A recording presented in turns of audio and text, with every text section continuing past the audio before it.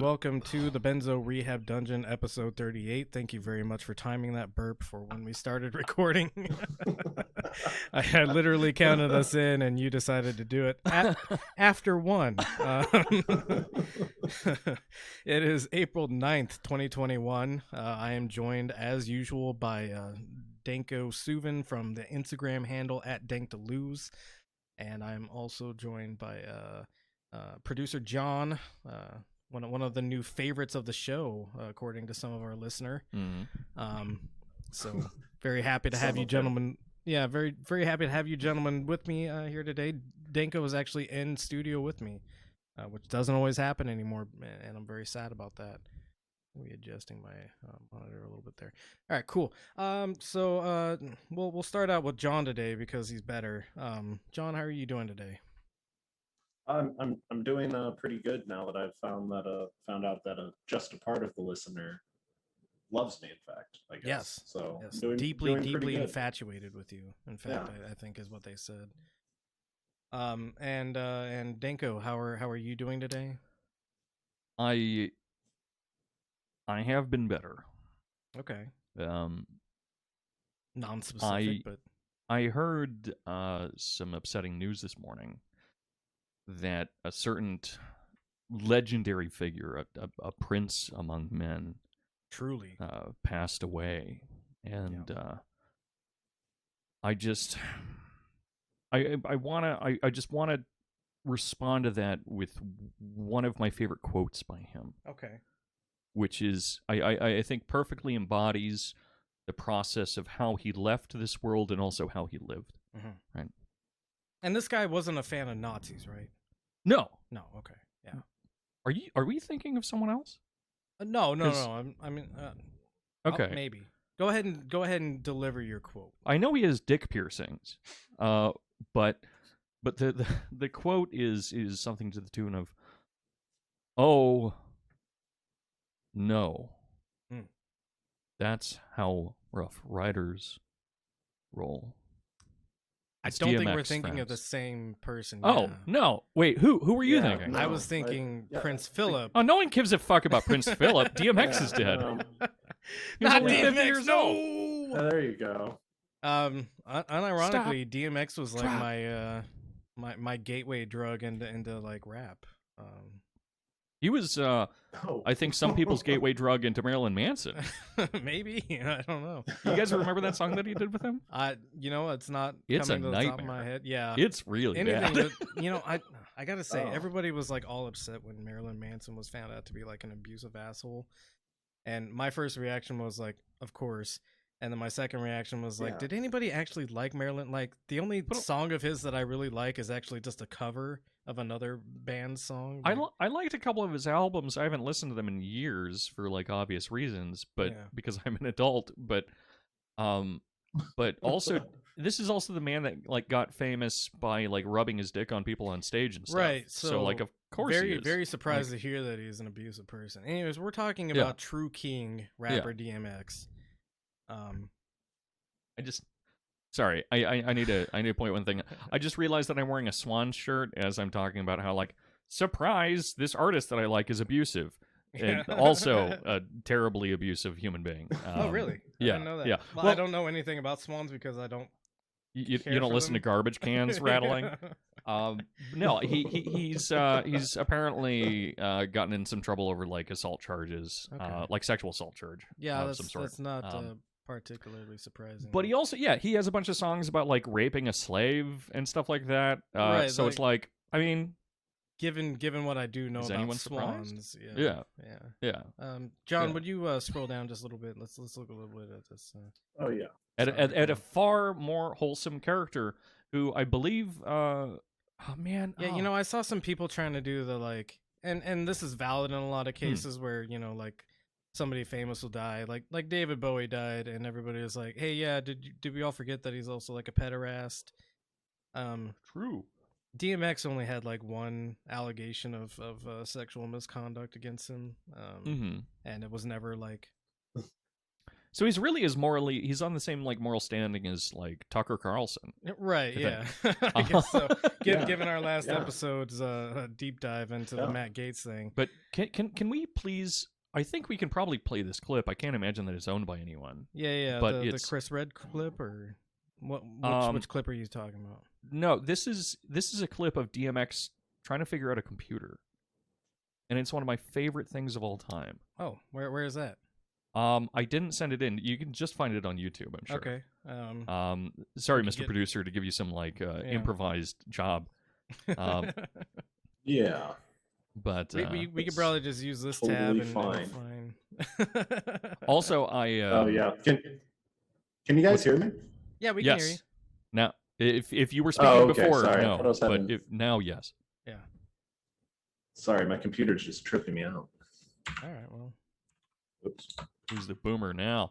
It's all of us. We're all. It's all of us. Yeah. We're all boomers. We're all aging, dying millennials. Actually, how old are you, Danko? I am 32 next month. Okay, aging, dying millennials. Yes. Yeah. So what were we searching? DMX computer. Yeah. I think is the keywords we're looking for. Yeah, probably so. Computer controller? Doesn't understand computers. Try that one. Oh, okay.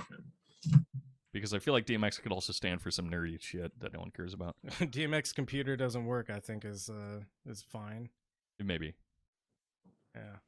This is great radio, but thanks for bringing this. Yeah, okay, it's the first one. All right, no, this is so worth it. It's so worth it. Watch DMX's first encounter with Google. This is why he's one of my favorite people, which I'm now claiming after he's dead, like everyone else. Power 1051. Power 1051. Yo, how the fuck does work? Are you lying? Come on, do you know how to like Google yourself? No. I know how to do it on the phone. But you don't know how to do it on a No, it's too laptop. much. Look at all these things. It's too much stuff. It's a toolbar. I almost like directly nailed his reaction. It's scary. It's just too much stuff. Google your name. My grandmother. You know how to do it. I know you can do this. It's already in there. You just start typing in DMX. This poor man. I love it. And, all right, so I genuinely Now think you hit better of him enter. after saying all right, this. all right. Yeah, he's the most offline person That's I've it. ever What's the seen. thing though? He's supposed to go around the little thing. Where's this? No, this is you have to track that. Was You he just pointing do at the it. mouse? Yeah, I think so. He's pointing at the fucking mouse. What's this? Do a hand and a little arrow like this. This ain't a Rough Rider. This ain't a dog. So that's the arrow. That's the arrow. And then there's a hand. It There's just a line. changes. It's Why? the same. Why? I love how his So- voice is exactly how you'd imagine it too. Yeah, there's no faking. He genuinely sounds like. What's up, John? I do love that DMX made it in life without ever having to like go through like the normal like bullshit that they put us all Yes. through. Like Exactly. Yes, No, and he no, grows this is good. orchids. Yeah. Like he grows orchids Yeah, and there's- has there's never a- touched a fucking computer. He There's- doesn't know Google. He read books to figure out how to grow orchids. Like That's beautiful. And there's a Oh. meme of him that goes around sometimes where he's talking about first thought they that you need all needed expensive shit. they needed all this expensive shit and you had to like treat them super nice, but no, it's not that. Yeah. He eventually lands on all they need is like time and care, and it's like Yeah, one of just the love most and wholesome attention or things. Yeah, something. love and attention. And is it's what just he like, says. yes, Yeah. this guy rules. Yeah. Too bad he's dead. Rip King. F's in the chat. Yeah, and the way he died was unfortunately an overdose, and that's, Oh, that sucks. When I saw it this morning, I just saw heart attack, which like well, it seems Yeah. to have been caused I by mean, sure, an sure. overdose. And it's part of the tragedy. If anybody here knows DMX's early life, he grew up in extreme poverty. And, right. A single parent situation where his mother was, always working, and that's, a huge part of his rap is, talking about being on the streets as a kid, and so he had the unfortunate consequences of what comes with growing up in poverty and growing up on the streets, and it's sad. that but that he went out this way. yeah, I mean for sure. But from my experience of life this week, which has been listening to Obama and Bruce Springsteen I'm so talking sorry. about nothing, I'm thinking that maybe it's better to have like a cool impact on culture and the world around you and to die from a heart attack no matter what that causes at 50 than it is to survive long enough to do a podcast with Barack Obama. That's I love Bruce unironically Springsteen. true. I Yeah. love the boss. No, yeah, but- Bruce Springsteen was great back in the day. He's especially, still you know- honestly he's still the good part of that podcast. well, of course, no doubt. And so since you're bringing it up, from last episode, I gave John and Danko some homework, and the homework was watch the worst podcast you can think of. I didn't tell them who to watch, but I threw out, and it's neoliberal we figured it out. podcasts, neoliberal podcasts specifically. And the one that Danko decided on was Renegades, which is Bruce Springsteen's podcast where he has noted renegades like Barack Obama. Well, no, it's only Bruce Springsteen and Obama, and it is very, very obviously Obama's podcast. It's like, just both of them. Yeah, it's just them having a conversation. I thought Obama was like doing a guest appearance. No, it's just both of them, and I think Oh my it's God. finished. But it's like 8 or 9 episodes. They're like 45 minutes each, and I listened through Holy. all of it in one night. And yeah, That's worse than I imagined. it was fucking I thought rough. Yeah. Bruce Springsteen just had a podcast and he had Obama on when I saw the ad. for No, it. if that was the case, it would be like me watching Mark Maron to like make fun of liberals, which I could Yeah. do, but Yeah, also for like sure. who gives a fuck? So I gave you a much worse assignment than I had anticipated. I think I I gave us. volunteered for this shit. Yeah, I gave us all bad assignments. I gave myself a bad one too. John had you and me both with Hillary Clinton, That's the short end of the story. which I'm also so sorry for. Yeah. um, I was kind of excited to like I hadn't been paying attention to Hillary Clinton, and it all came back. and Like that's it's that's like a I had difficult thing to do. properly Is repressed. right. She tries really hard to get her Oh, yeah. fucking name in the sphere of the public. So it's notable and that you haven't heard which from is- her for a while. Because Sure. she puts an effort. Well, in. I think maybe I've been actively avoiding that. Yeah. That's fair. Yeah. Well, she has been kind Yeah. of like on the back Have those- burner culturally for a while, for Well, sure. definitely since the election, Yeah. Yeah. she's been on the back burner because she no longer like. The whole thing was like, oh, Hillary should have won, and so let's listen to Hillary about the current election for some fucking reason. Right. But for a while, the only Yeah. times that we've heard from Hillary have been when you hear like a bizarre eldritch screaming from the woods, and you look up and you see like a faint like glow in there. No, that's true. But even that is like so passing, you know.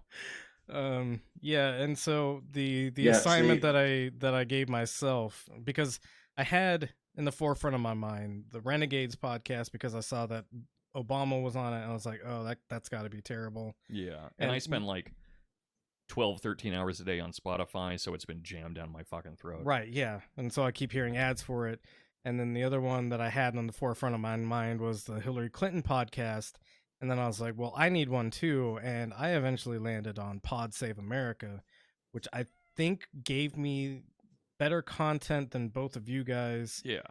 But But also brain cancer. But also brain cancer. And I watched. I was up until like 4 a.m. last night watching this and getting drunk. And I have been irreparably damaged by this, I believe. I was up until 4 a.m. after the Obama thing, but only because it was so haunting. Yeah, the powerful words moved you into a state where you could no longer sleep because you were just so ready to fight the powers. And, Yeah, and the ballad of structures old that Tom be, Joad playing in the back of my head. Ghost of old Tom that- Joad. Sorry, You know, it was called the I am ballad. so fucking sad that Bruce Springsteen made the whole entire podcast with Obama. I thought he was just a guest, and now that you're saying that the whole thing is just Obama and Springsteen, I'm Yeah. like, I cannot be clear enough. That you know what the happens- old Yeller moment where the kid is like looking down the rifle and he's like starting like the movie and This he's might looking down save the it for rifle you. and he's starting to cry. Yeah. This might save it for you, because it is extremely clear as you listen to this that what actually happened is it's not in any way Bruce Springsteen's podcast. That's a It's hard not the last boss. name to say. Right. Not the boss. What's actually happening is that Obama, along with some like collection of weird NPR adjacent corporate overlord course, yeah. folks, decided that they wanted to do a podcast, and Obama had made friends with Bruce like years past. Well, and I they think actually go over that. when Obama like became elected, we were like, oh shit, this is like the radical moment where Right. because he said a lot of radical things sometimes. Yeah, for sure. And then he turned into Obama. Right, but what's definitely happening on the episodes or on the podcast is just that Obama just wants to fucking hang out with someone cool and to be cool and to be seen as cool, and so he is by a lot of people, right? Right. But I mean, he's the coolest president we've ever had, objectively speaking. Bill Clinton and that saxophone and the No, cigars. Dude, that is not cool. I'm sorry. The cigars in pussies. Yeah. That's Yeah. pretty cool. Getting a little getting rapey. head in the White House is Very, a pretty very- boss move. Marrying Hillary Clinton? How could you be cooler? Damn. No, but yeah, she thick AF, right? I mean, I think wheelchairs are pretty cool. So maybe Jesus. maybe I have some other presidents in mind. That's think based Social off of Security is your cool. you have like a disability fetish, right? I do, but also but also I'm in a wheelchair. Nice. But no, but so he very clearly just dragged in Springsteen, and he seems kind of like amazed, as in Bruce seems like kind of amazed that he's there the whole time, but also just like, I'm just a rock star, so I'll just say stuff occasionally that's kind of rock and rolly, while Hell yeah, brother. Obama like constantly micro-negs him. It's really bizarre. And most of what they say is like totally uncontroversial, just like racism And so is bad. yeah, and Right. what we should bring up, because I don't think a lot of people know Bruce Springsteen, maybe, and especially if we have like a Going on the younger 4th of July, motherfucker. yeah, a younger listener in this, maybe. Bruce Springsteen had a very famous song called "Born in the USA," which was unironically yes. like played by a lot of radio stations, and definitely like enjoyed by a bunch of like very conservative people, not understanding that Bruce Springsteen's song was all about how much America like actually sucks. Yeah, well, so okay, they actually do have one really good episode. And that episode is when they talk about music, and they just fucking talk about music, and like politics enters into it because of course it has to, yeah. because of both of the people. Music is political? Weird, crazy. Keep that music out of my No. politics, DMX. But he talks about that song, and it just becomes so evident throughout the entire podcast what a fucking wholesome, wise, decent person Springsteen actually is. Yeah. But how he's just like, he's become part of the operant like forces of power, and so he's just like, yeah, I mean, I'm friends with like Obama and shit, and I do what I can, but also like I was born a really poor dumbass kid, and now I'm around these people, and so like I just try to be a good person, and that's like my general politics, while like making songs about my hometown, which like respect in a way.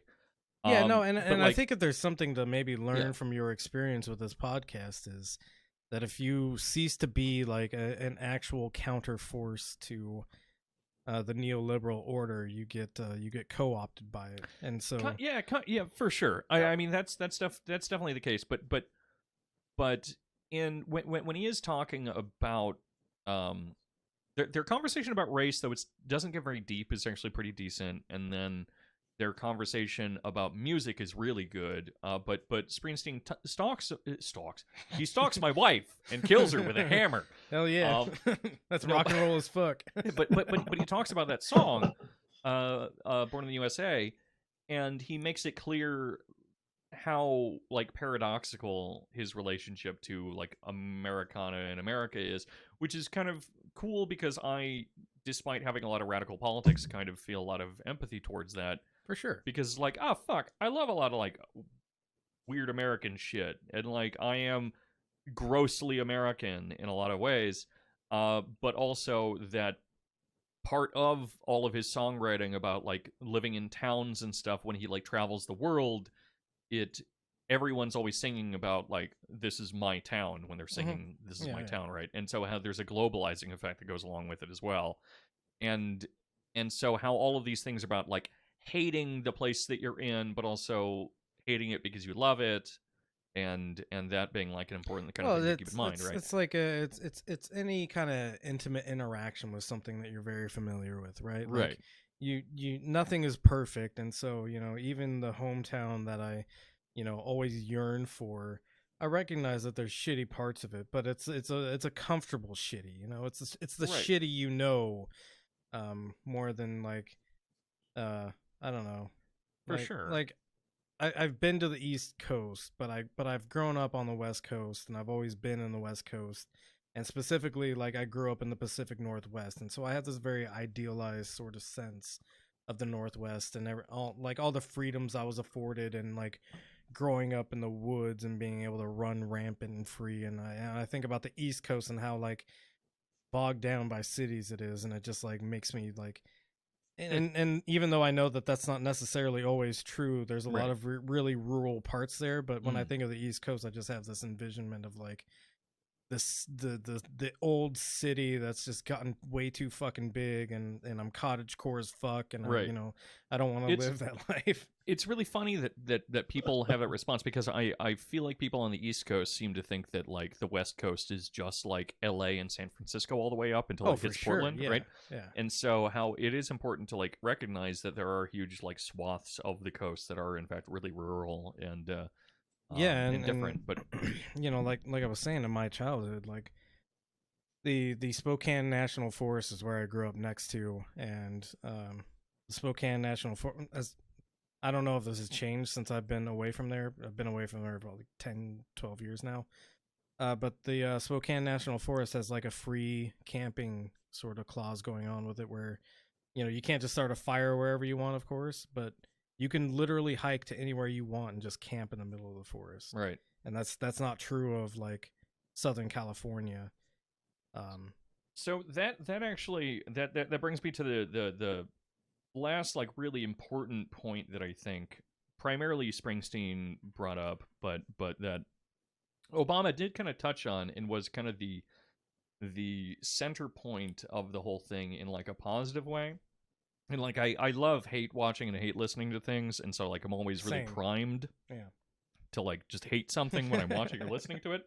So trust me, like this was actually pretty decent, even though the podcast as a whole was garbage. But this portion of it, and it actually follows the music episode. So I guess there were maybe 2.5 out of 8 episodes are like maybe there was some erosion going on there. Yeah, maybe they were beating me down. I was also listening to it at like 3 times speed, so like give your best Obama at 3 times speed voice. Well, I think that, and that Malia. You see, what we have here is.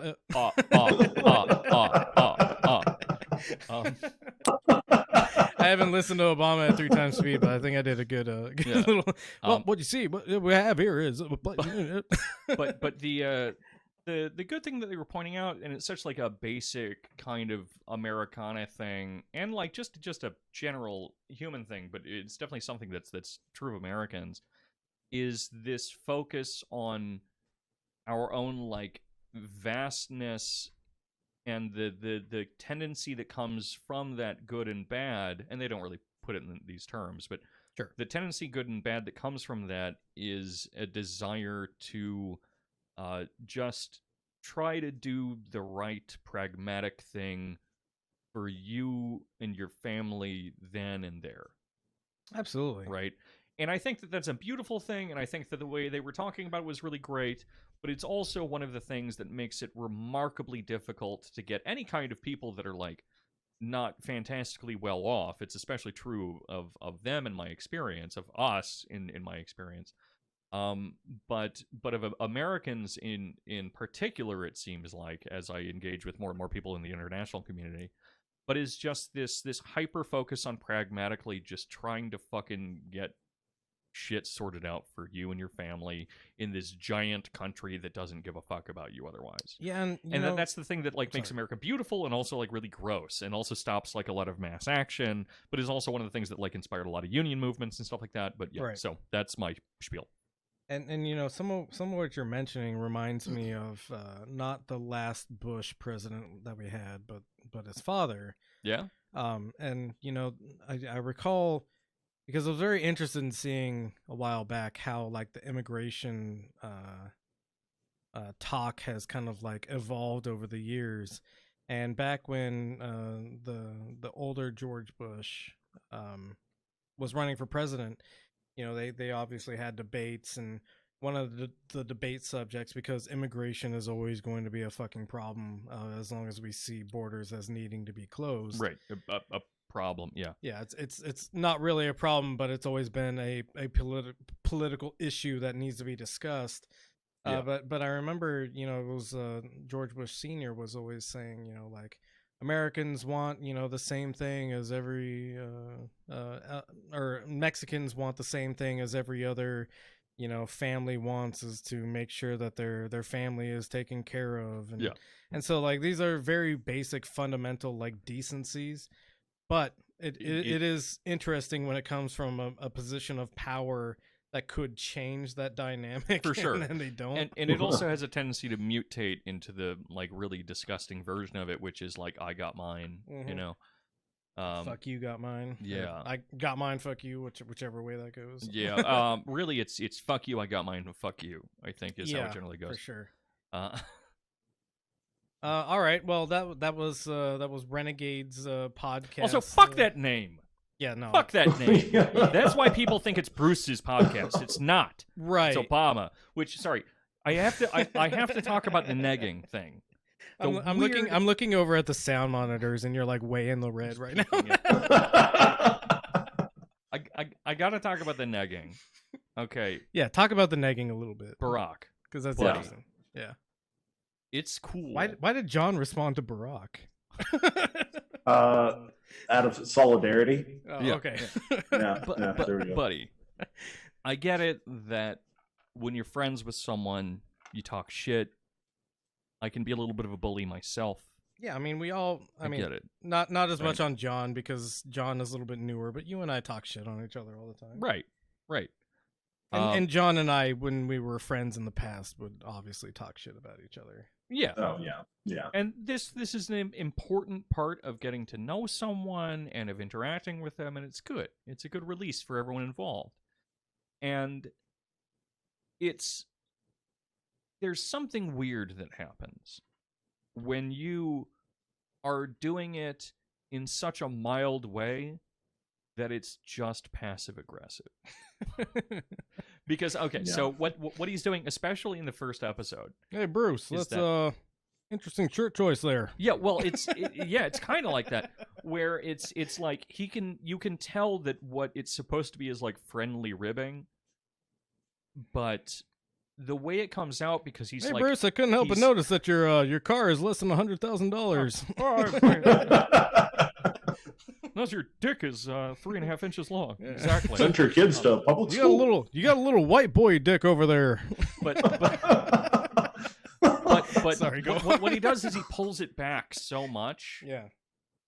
as like, I guess, like a immediate response to like being a politician. He pulls it back to where he's just like, "Hey, Bruce, you're significantly poorer than me." No, in the opposite direction. Oh, okay. Where Go it's ahead. like it's barely there, Oh. but because it's barely there, he sounds like a passive aggressive bitch. Like, and I mean, to be fair, that is his presidency, right? yeah, right. Yeah. But so he pops on, and the first episode is just him noting over and over again, like, oh, it's weird. You didn't learn how to drive until you were fucking 30 years old, and Jesus also Christ. you're old. You're a lot older than I am. But like saying it in nicer ways, and so it feels worse, right? if it was just like shitting on him, then I Yeah. feel like Bruce would know how to respond. But instead, like Springsteen is constantly just like, "Ah, yes, Mr. President." Well, yeah, he never says that. But That kind of yeah. goes back into what I was talking about, where it's like the the hometown that's shitty, but it's a shitty and like having that like intimate relationship between things, where it's like you can really dig into like the actual meat and the bone of like what's shitty about it, Yeah. And Yeah. so like Obama probably doesn't have that same kind of relationship with Bruce Springsteen, because this is like a forced social thing that they're doing together, right? Yeah, but I mean, they certainly grew up in extremely different ways. But Oh, yeah. it's also useful to remember like the way that Obama's. It's like he came out of a lab to become president, right? And not in the sense that like he went to Yale. I mean, he was like a professor at Harvard and stuff, right? But so like clearly he like developed a pedigree, but he's the son of a Kenyan immigrant, or not even an immigrant, just like a Kenyan that was in the States for a short period of time at university, and like he had this like weird relationship with a stepfather, and then with this father that tried to come back, and then he went from Hawaii and then moved to the mainland, and things were kind of rough, and he was still like eating out of like shitty Tupperware when he met not Malia, not his daughter, that would be weird. When he met Michelle and stuff like that, and then Michelle was actually kind of the posh one. And so in all these ways, it's just like, oh yeah, this is all like a story that, and I'm sure a lot of it is kind of bullshit a bit, but it's like it's a lab created story, the same way that like Bill Clinton's life, he's like, I grew up in a town called Hope in fucking middle of America, and then I am. That was Obama's and so yeah, like Obama didn't seem to have like a easy time growing up either, especially because of the fact that he couldn't get pussy from the ethereal bisexuals. But so like I feel like they have a little overlap, especially when you consider like their age and race dynamics, right? And so like they certainly have a lot going on where like they both come from like different subalternated spaces. So like they did, which is one reason that like most of the conversation about race was kind of like surface level and kind of whatever, but bits of it did dip into like important and insightful things. And I feel like I'm saying way too many good things about this. But trust me, most of it's a waste, but there are gems. Well, it's kind of the idea, like I said earlier, when Obama was elected, he was saying some pretty radical things, and that's especially for the time, yeah. Especially for the time, and that's what time gave in American politics, right? Like Obama did not lose close elections, or did not win close elections or anything. Yeah, he certainly didn't lose them either. Yeah, these were very like, oh, okay, yeah, this guy fucking won for sure. And he was speaking to a lot of things that I think were troubling Americans at the time, right? And he does have the background that you would expect from somebody who would make like some sort of radical change, for sure. And if you look at like a lot of his speeches, a lot of them are actually really fantastic too. It's just that they're not backed by like stuff. They're not backed by policy and actual change and functional actions or anything like that. So John, do you have anything you want to say about you and me both? You and me both. You and me both. What an amazing name for that podcast, by the way. Yeah. Well, that came was made from in a lab. Well, yeah, it was made in a lab, but it came from somebody on Twitter said something like, fuck. I hate it when my eggs Benedict is cold. No. You and me both. It was somebody talking about how they wished that Hillary was treated the same as Joe Biden in like the debates against Donald Trump. You don't want to treat her the same way you treat someone with Alzheimer's. But it was just like the idea that Joe Biden, because he's a man, had like a better treatment in the media and wasn't like portrayed as hysterical like Hillary Clinton was, and it was something along those lines. Right. And Hillary like replied to this random like blue check mark fucking Twitter thread with like, you and me both. Right. Wish it was that way, and so that's I think where that name came from, which is just like nauseating. Oh. Which again, like, Which everything about this podcast is nauseating. for It's sure. like it's watching like a confirmed lizard person try to convince us that they're human. Is it just her the whole fucking time, or what is it? No, No, she has guests it's on, right? Yeah, so it's like a AM radio talk show for neolibs or Rachel Maddow or something like that. Hell yes. Yeah, she just Hell yes. brings on guests. There has to be somebody in her ear because it's like so weird, like the transitions, like one of the episodes is called the hard things, right? Yeah, and it's really funny because it's I'll what's give you his some name? hard things. Bobby Burke, the guy from Queer as Folk. I don't really watch the show. Yeah, I've never. No idea. I think I know what you're talking about, but that's like the closest I can get to understanding what you're talking about is like, yeah, I think I've heard of that. Maybe. Oh, see, and it's not even. He's not even the one that I've even like seen in like commercials and stuff like the rest that. of them couldn't taint their reputations like that. Yeah, and beyond with Hillary Clinton, this guy. Bobby Burke. I don't think I've ever fucking Yeah, I've seen never him. seen that face in my life. I have never seen Yeah. this person. Yeah, and I'm guessing that he's the one that I guess had the least amount of scruples. Okay, But- so he's a Queer Eye home design guru, based on the Google top stories about him.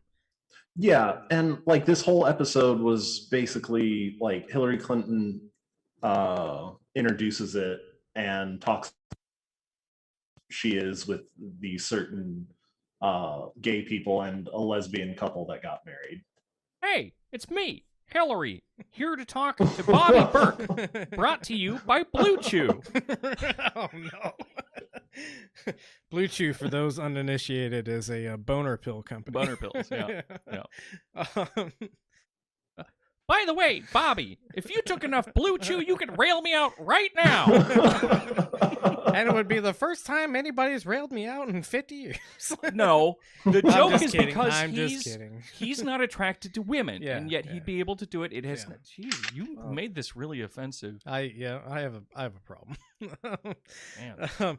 So I think Sorry, John. Please continue. yeah, before Oh, we started recording, we kind of went over each other's like assignments. And one of the things that we talked about was, you know, how Hillary Clinton for a long time was like famously against gay marriage, right? Yeah. And you know, Like really late too. yeah, Like, really late to the party on bizarre. gay marriage being okay. And Yeah. you know, we were talking about like how do we change people's minds, and you know what it came down to with Hillary Clinton was political expediency.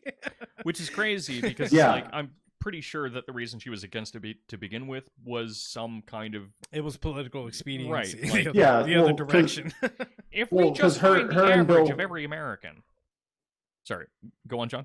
Oh yeah. Well, I mean, that was her and Bill's whole thing is that, oh, we're Democrats, but we're a lot like Republicans. Like that was their whole thing in the 90s. Yeah, And then for sure. when people became absolutely disgusted with that, they just started to pretend to be on the left. Right. Like it was no, like it was 2012, I think, when Hillary Clinton came out. yeah, and no, like, it was so and late. as a but she portrayed herself in that little like some like gay awareness day or something, and right. acted like she had been an ally for years For sure. of the LGBTQ community. Meanwhile, fucking I've Trump is like always- doing poppers and fucking the Yeah. flag. Well, but that's you know, like- every opponent that Donald Trump has had in an election has had you know, like the backflips that the Democratic Party did to ensure that Joe Biden was the candidate, right?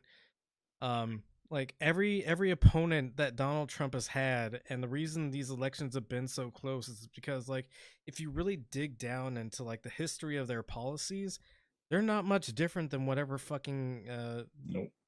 Like it's like a difference of aesthetics, and people innately kind of know this, that like, yeah, Donald Trump is rude, but he's not like doing anything different than anybody else. He's just shittier about it. Right. I mean, a Yeah, reminder he's worse at it. Right. But a reminder to some of the maybe the longer. I am less than a drink in. My brain is fucked. Yeah, no. Well, we did take a shot before we started. We did, and I also had Yeah. another drink. Yeah. And I don't sleep. Same, buddy. But No. yeah, I mean, for the younger listener out there, sometimes you might hear some boomer ass motherfucker like me refer to Bill Clinton as the first black president. Like that's no, that is something that people say. I know, People I say know. that, right? It's so true. And the joke about Biden was that he's the second black Right. president. And I think that's misread culturally at this point in time by some people as being like, oh, he's the first black president because he's like cool with black people. But it's the fucking opposite. Yeah. Bill Clinton was the first black president because he was so fucking vicious to black people For sure. and positioned himself in this bizarre way where he was like lording over them. Yeah. I So it's feel like, your no. pain. Yeah. Right. Well, not even I feel your pain, but like I feel your Well, he pain, and would then I'm say going to that. put your kids Yeah, away. No, he would say right that, now. and then he would do the opposite. But of but then whatever. he would also say straight up vicious things. Like he wasn't just all Oh, yeah. smiles. He was a mean motherfucker, He Bill Clinton. very much was. Of course. really Yeah. mean person.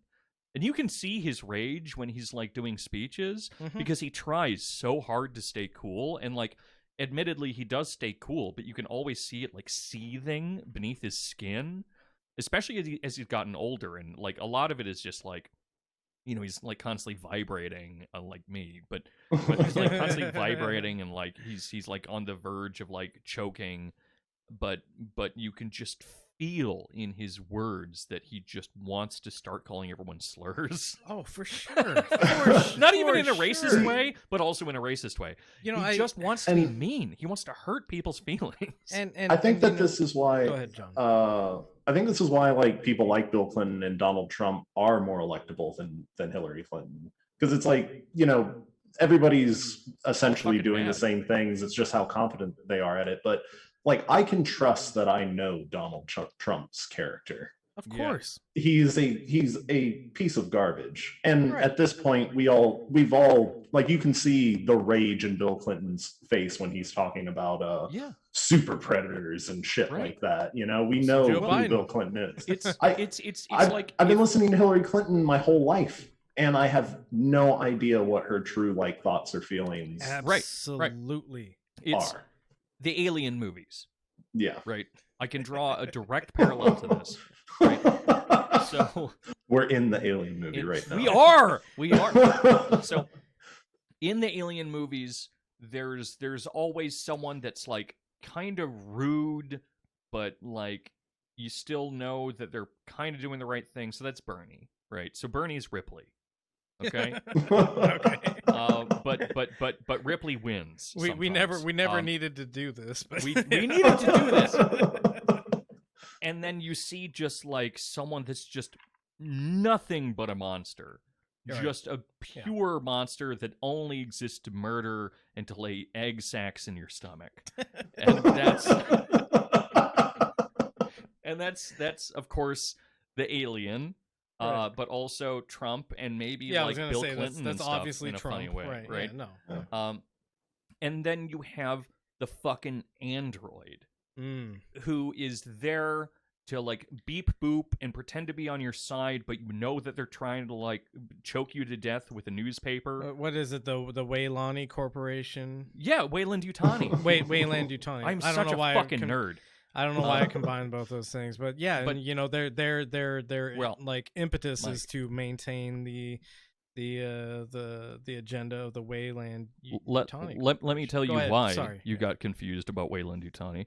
Because in 'Cause I'm the racist. stupid prequels that they came out with, they have Wayland as a character in it, and Oh, so yeah. you're reducing it a little Yeah. bit to it being Wayland instead of Yeah. Wayland Yutani, I which wasn't, is I wasn't a huge little fan later. of those movies. I fucking honestly. love the Alien movie. I love the original. Well, yeah, same. Yeah, but, the but originals I've are also great. seen the rest of them, and But now also, my brain is corrupted. I grew up on the comic books and the action figures and everything. I had a brother that was 10 years older than me, like that grew up in the 80s, and so I was just like had all this shit thrown at me. So my entire internality is Terminator and Alien references. Like that's my entire life.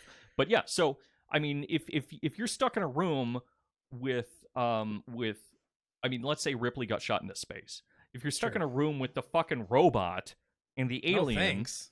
just get fucked to death by the alien. Yeah. Because Yeah. like the robot's alien gonna is do the same honest in thing. its motives, right? And Yeah. the robot's gonna feed you to the alien. Yeah. Anyway, sorry. No, That's how I think about politics. You're It's completely my right. version of You're Harry completely Potter. right, and John is also completely right in that John is completely right. Yeah. Hillary has traditionally stood for nothing. Yeah. And that's why people didn't like her, because when you look at like and you can even say this about Joe Biden in some senses where he's just like a barometer of where like the political climate is. Yeah. But and that's partially why the election was so fucking close, because Joe Biden is just a barometer of where the fucking political weather is at right now. Blue wave is actually a great term for like any kind of success that the Democratic Party For has, sure. because people like Biden will just write it, and then Yeah, and it's just a force of physics, Yeah. right? It's Yeah. not like ideologically charged anything. It's just Right. like, something crashed into the ocean, or the moon is pulling on the ocean, and so now we have a wave. Yeah. But yeah, no, that's why Hillary was so unliked, because nobody knew where she fucking stood on anything, except for the pretense of political expediency, and where she could use that to bring her forward. And Trump was Yeah. popular because Trump was at least saying he was disingenuous and a liar, obviously, as Yeah. right. as all politicians are, but he was saying Yeah. concrete things, you know. But again, I'll say, you know, what I've said for a while, and continue making this argument that that Biden is still like another like creature altogether. He's a variant of like the Hillary and stuff like that. But if 'Cause he has a how personality. do we fit this into the alien analogy? Is what I'm most concerned about. He's the predator. No, he's not at all. Was there a movie where somebody fucked one of the androids? Maybe he's that model. he might well, there were some comics. No, actually, no. I think no. That android doesn't fuck.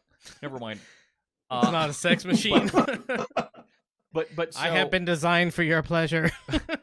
But he's if the entire Democratic Party right now, and this is not a way of saying that we need to turn the Democratic Party left, because for obvious reasons that's not going to fucking work. It's meant But- to act against it. Right.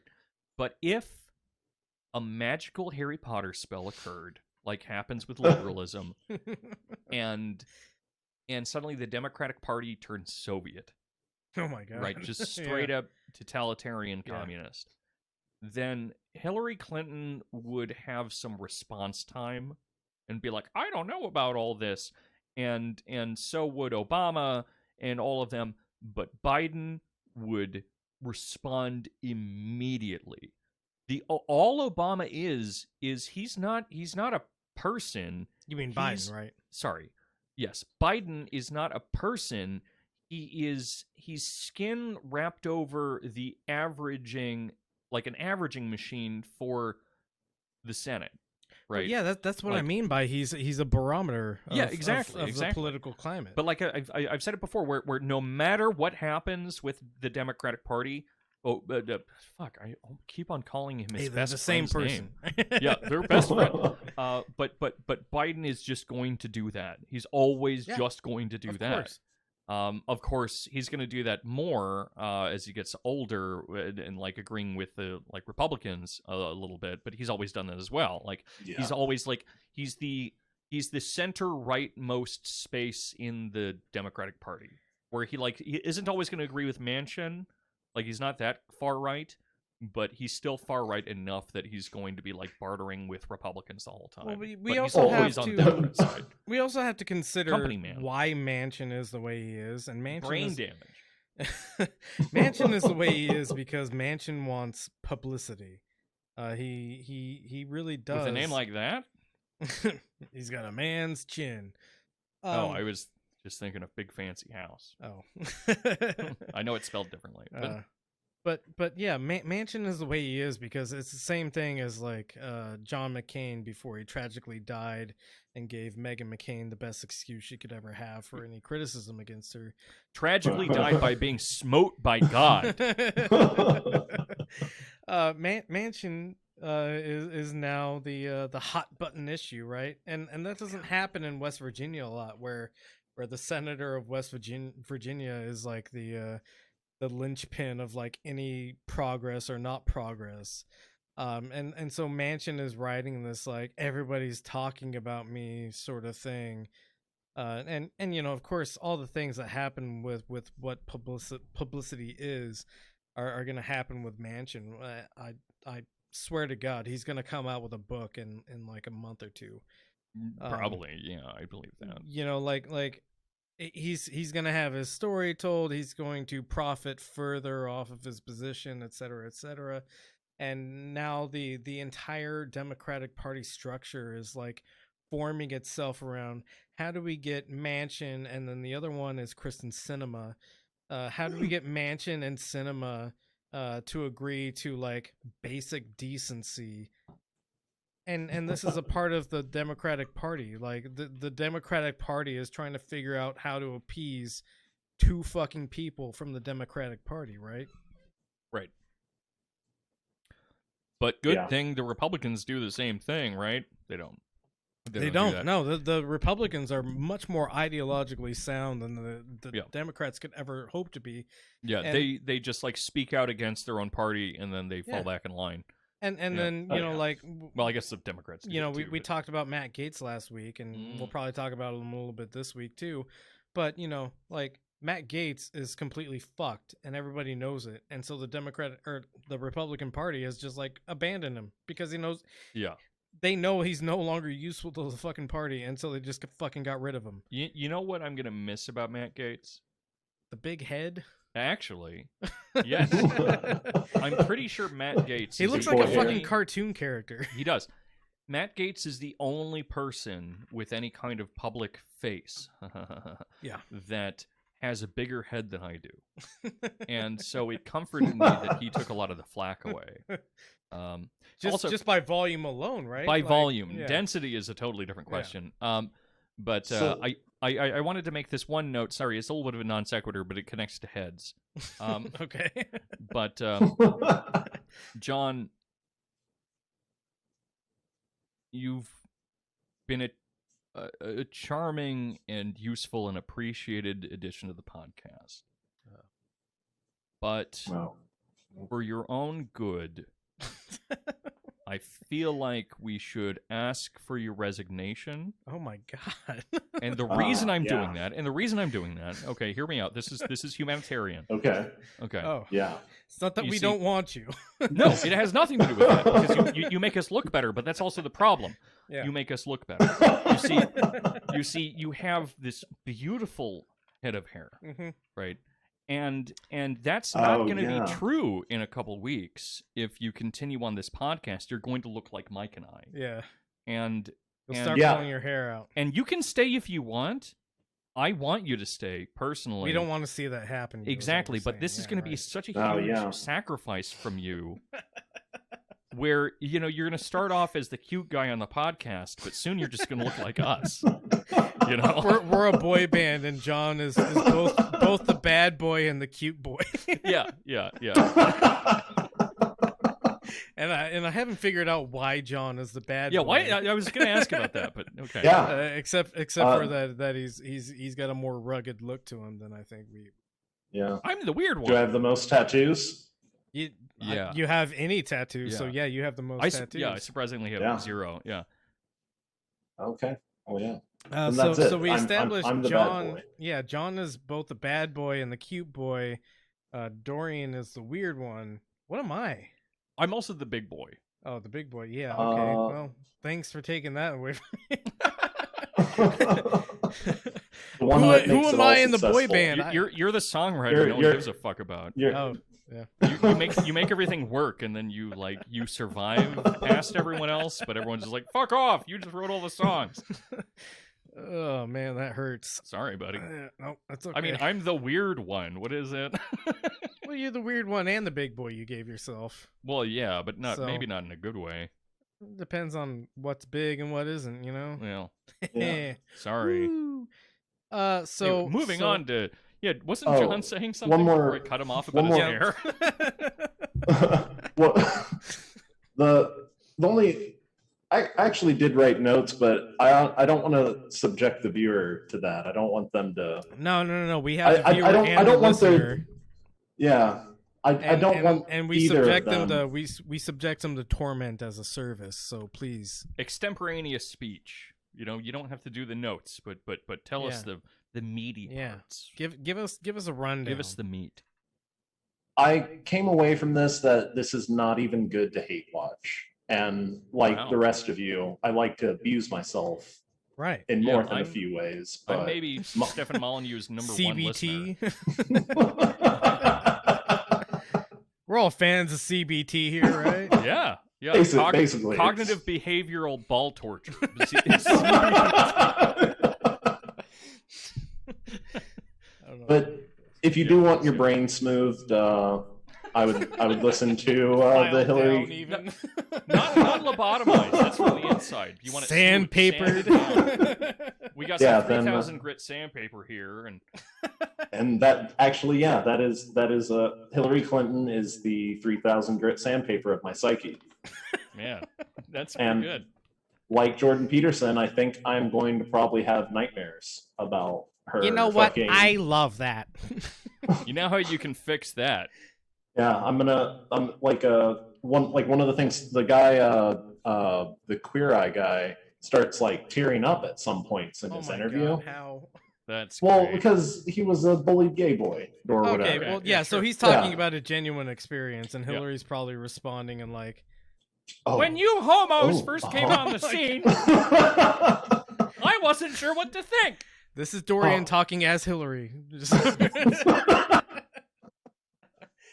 And she like anytime anything gets like real, she immediately segues. Like it's like it's portrayed as a conversation in the description of the show, but if it gets real at all, like with any type of like emotional response, not just talking about things academically, then she immediately asks another question about a different topic. Like he's like crying about fucking the country people, rural people of America abusing him as a child. And she's like, "Oh, well, you know what else is hard?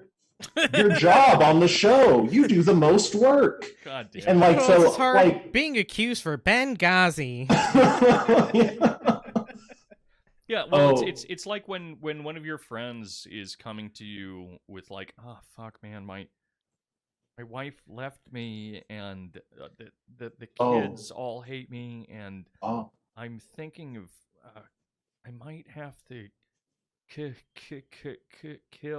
my," and then you just like, "Oh yeah, man, the basketball season's really rough too." Haven't watched through that. I mean, that's been rough. Have you been paying attention? I bet you have. Yeah. oh gosh. See, But I yeah, just shut it down. that's all I really have to say about Hillary Clinton's Awesome. podcast. Yeah. Does it have sponsors? Because Oh, yeah, this one and did, commercial it was really breaks. weird. Yeah, Yeah. yeah. What were the sponsors for it?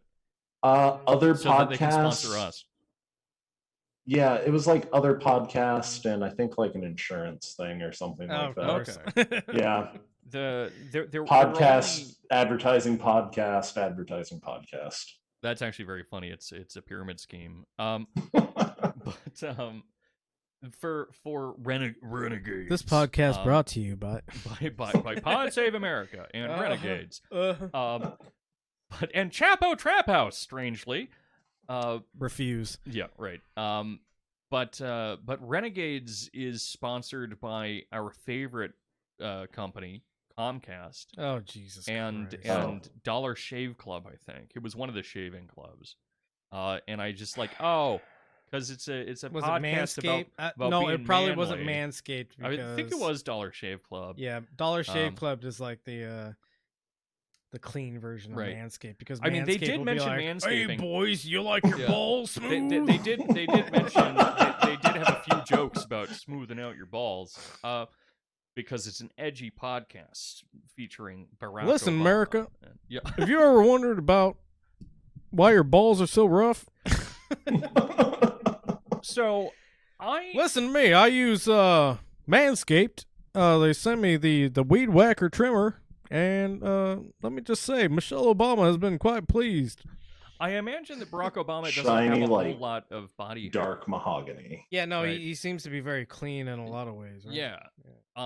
And so he probably doesn't have the same problem that I have, which is that whenever I It's do an shave absolute my jungle. balls smooth as Yeah, eggs, it's a jungle down there. I never know where to stop. Like, Do I have to halfway keep up my going through belly? the asshole? Do I shave my thighs? Well, I'm glad we had this conversation. Yeah, where do you guys stop shaving? Actually, I had that same experience earlier when I was shaving my head because I have just enough like back and neck hair that I was just like, "Fuck, man, I don't know where to stop." Yeah, no, I'm know? fortunate that all my hair is localized, I guess. No, it's Yeah, shit no, posting. I'm not as bad as a 70s porn star, but I have the same amount of coverage. So Hell yeah. Yeah, there's and, you there's know, no end to shaving me. I can guess my speak- eyelids don't have hair on them. I can speak from personal I can speak from personal experience, having seen John in the showers when we were both in the military together. That it's quite a lot there.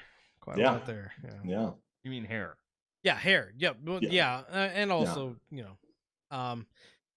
anyways, would we like to talk about my podcast I assignment? think we're which done was- with the which was- podcast. No, Yeah. this we've actually gotten We felt so it much out. more. I think We've gotten so much more content out of this than I ever believed possible. I told you we'd fill in time Yeah. plenty fine. Yeah, with complaining. Yeah. Yeah. With me defending Barack Hussein so Obama. would you like to go to the Pod Save America link that I sent you, John, and then we will watch the first 10.5 minutes, I think, is what I. What's Hillsong Worship? What are you searching, John? This is your account. Yeah, this is my account, but I let John use it. I actually only. It's actually this account is only used for the podcast. Because if it was used for my personal life, you would have like 10 hottest Sonic characters on the side. How to like, shave one of your balls. Yeah. how to talk to girls on the side. Negging. Yeah, negging 101. What is What is a sex? what is phrenology? But yeah, so Deleuze Primer 101. I think like I said earlier, I think I got the best content out of my assignment. Yeah. Because the first 10 minutes of this podcast, they're very boring, but if you really think about what they're saying, it's like horrifying complacency with the ruling structure in like such a simpy way, you know? Right, which is exactly why you got more content out of it. Because you guys were listening to the ruling structure, right, to the source, whereas And- you're listening to someone desperately defending. Yes, and something. that's just now dawned on me that I gave myself both the worst and best assignment accidentally. And like I said, like I was trying to think of a third one so that I would also have something to watch, and I was like, oh yeah, well, maybe Pod Save America, because they get on a lot of like late night shows and stuff like that, and they have a lot of visibility, and they've had a lot of success because of that. And it's funny that their media company is called Crooked Media when they're like completely. What could it mean? They're like completely straight down the fucking line to begin with. So Yeah. No, whatever. yeah, if at any time if you guys want to say pause, Yeah. I've got planned points where I want to say pause. But we can listen to the first 10 minutes of this and all together kind of maybe comment on how horrible this is in reality. I will just point out before we begin that if something has a stark enough deviation in its form to be regarded as crooked, it is probably still composed of straight lines. Right. Okay. Fair enough. Yeah. A 90-degree angle is still the Pretty crooked. Yeah. All right. Let's go. I'm John Lovett. I'm Tommy Vitor. John Lovett. Let's get to the news. Stop. For the first 65 days of the Biden presidency, in the midst. Wait. I hate his voice. Yeah, no, his voice sucks for sure. That is a good face, though. That's a face you could love. Oh yes. And he's wearing AirPods for a podcast. Fuck you. That's one thing. Okay, all right, real quick. I have put so much fucking work into setting up our podcast to like be professional in like a lot of ways. I wasn't even like familiar with like audio engineering or anything like that, but I put a lot of work into making sure like we have good audio and shit.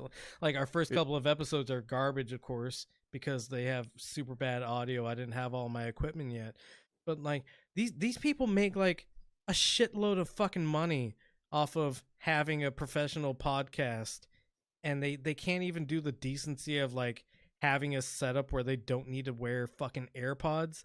Like Dorian and I are over here not wearing any fucking earbuds or anything like that because I have the speakers and directional mics set up, and so when that I do like wear, nothing fucking. And God damn it! When I do wear something for my ears, it's nice studio headphones. Yeah. But also, I just want everyone to appreciate how funny it is that I've worked with bands all my fucking life, and I have plenty of experience with audio setups and equipment, and I offered no help, nor was it accepted.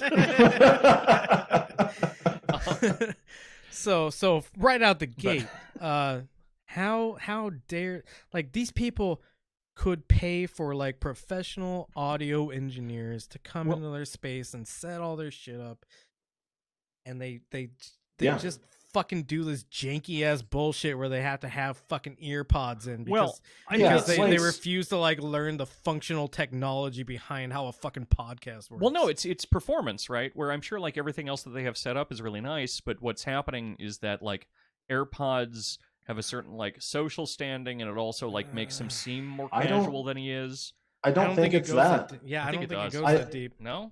I think that they think that I think that they think that they already know enough to do it, which they technically do. They can get things put on the air, obviously, but anybody can. They're famous enough.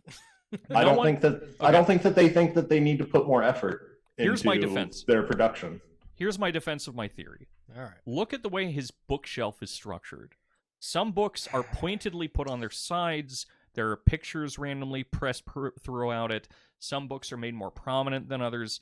This is a motherfucker that, and even look at the line of the scene, right? Well, I mean, sure, it's split. This guy, he only gives a fuck about seeming like he's casual because some of his books are a little disorganized, but also being nothing but someone that cares about image. That's absolutely what's happening. That's why the AirPods are there. I swear to God. Which, if you look at my own background, I've got a very similar thing going on where I'm in this space that I've clearly organized in such a way as to like be appealing, and you know I've got the there's like tools and tape on the desk and like no the people can't see that. I literally just shat myself.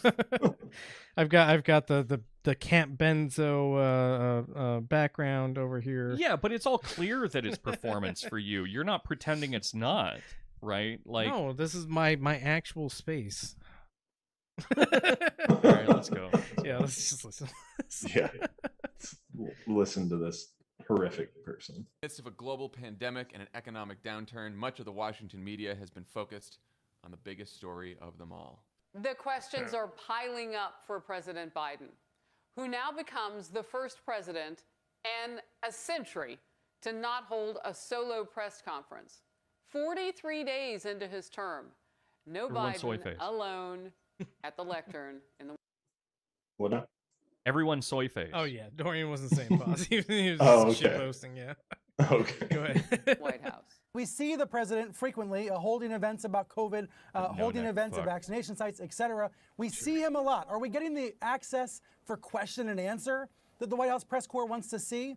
It's been more than a month now, and there's been no solo press conference by the new president. Right, and both of his most recent predecessors, Donald Trump and Barack Obama, had held a solo presser within the first month of their presidency. Finally, on Thursday, the White House press corps got its chance after President Biden kicked off the press conference by announcing that he has a new goal of 200 million shots in arms by the end of his first 100 days. He stuck around for 62 minutes so that reporters could follow up with around 24 questions that are weighing heavily on the minds of the American people. Let's hear some. Your old friend, Mitch McConnell, says you have only spoken to each other once since you took office, and that you have moved far left since taking office. Do you see it the same way he does? Have you rejected bipartisanship? Have you decided whether you are going to run for re-election in 2024? You haven't set up a re-election campaign yet, as your predecessor had by this time. If you do run, Pause will really Vice quickly. President Harris be...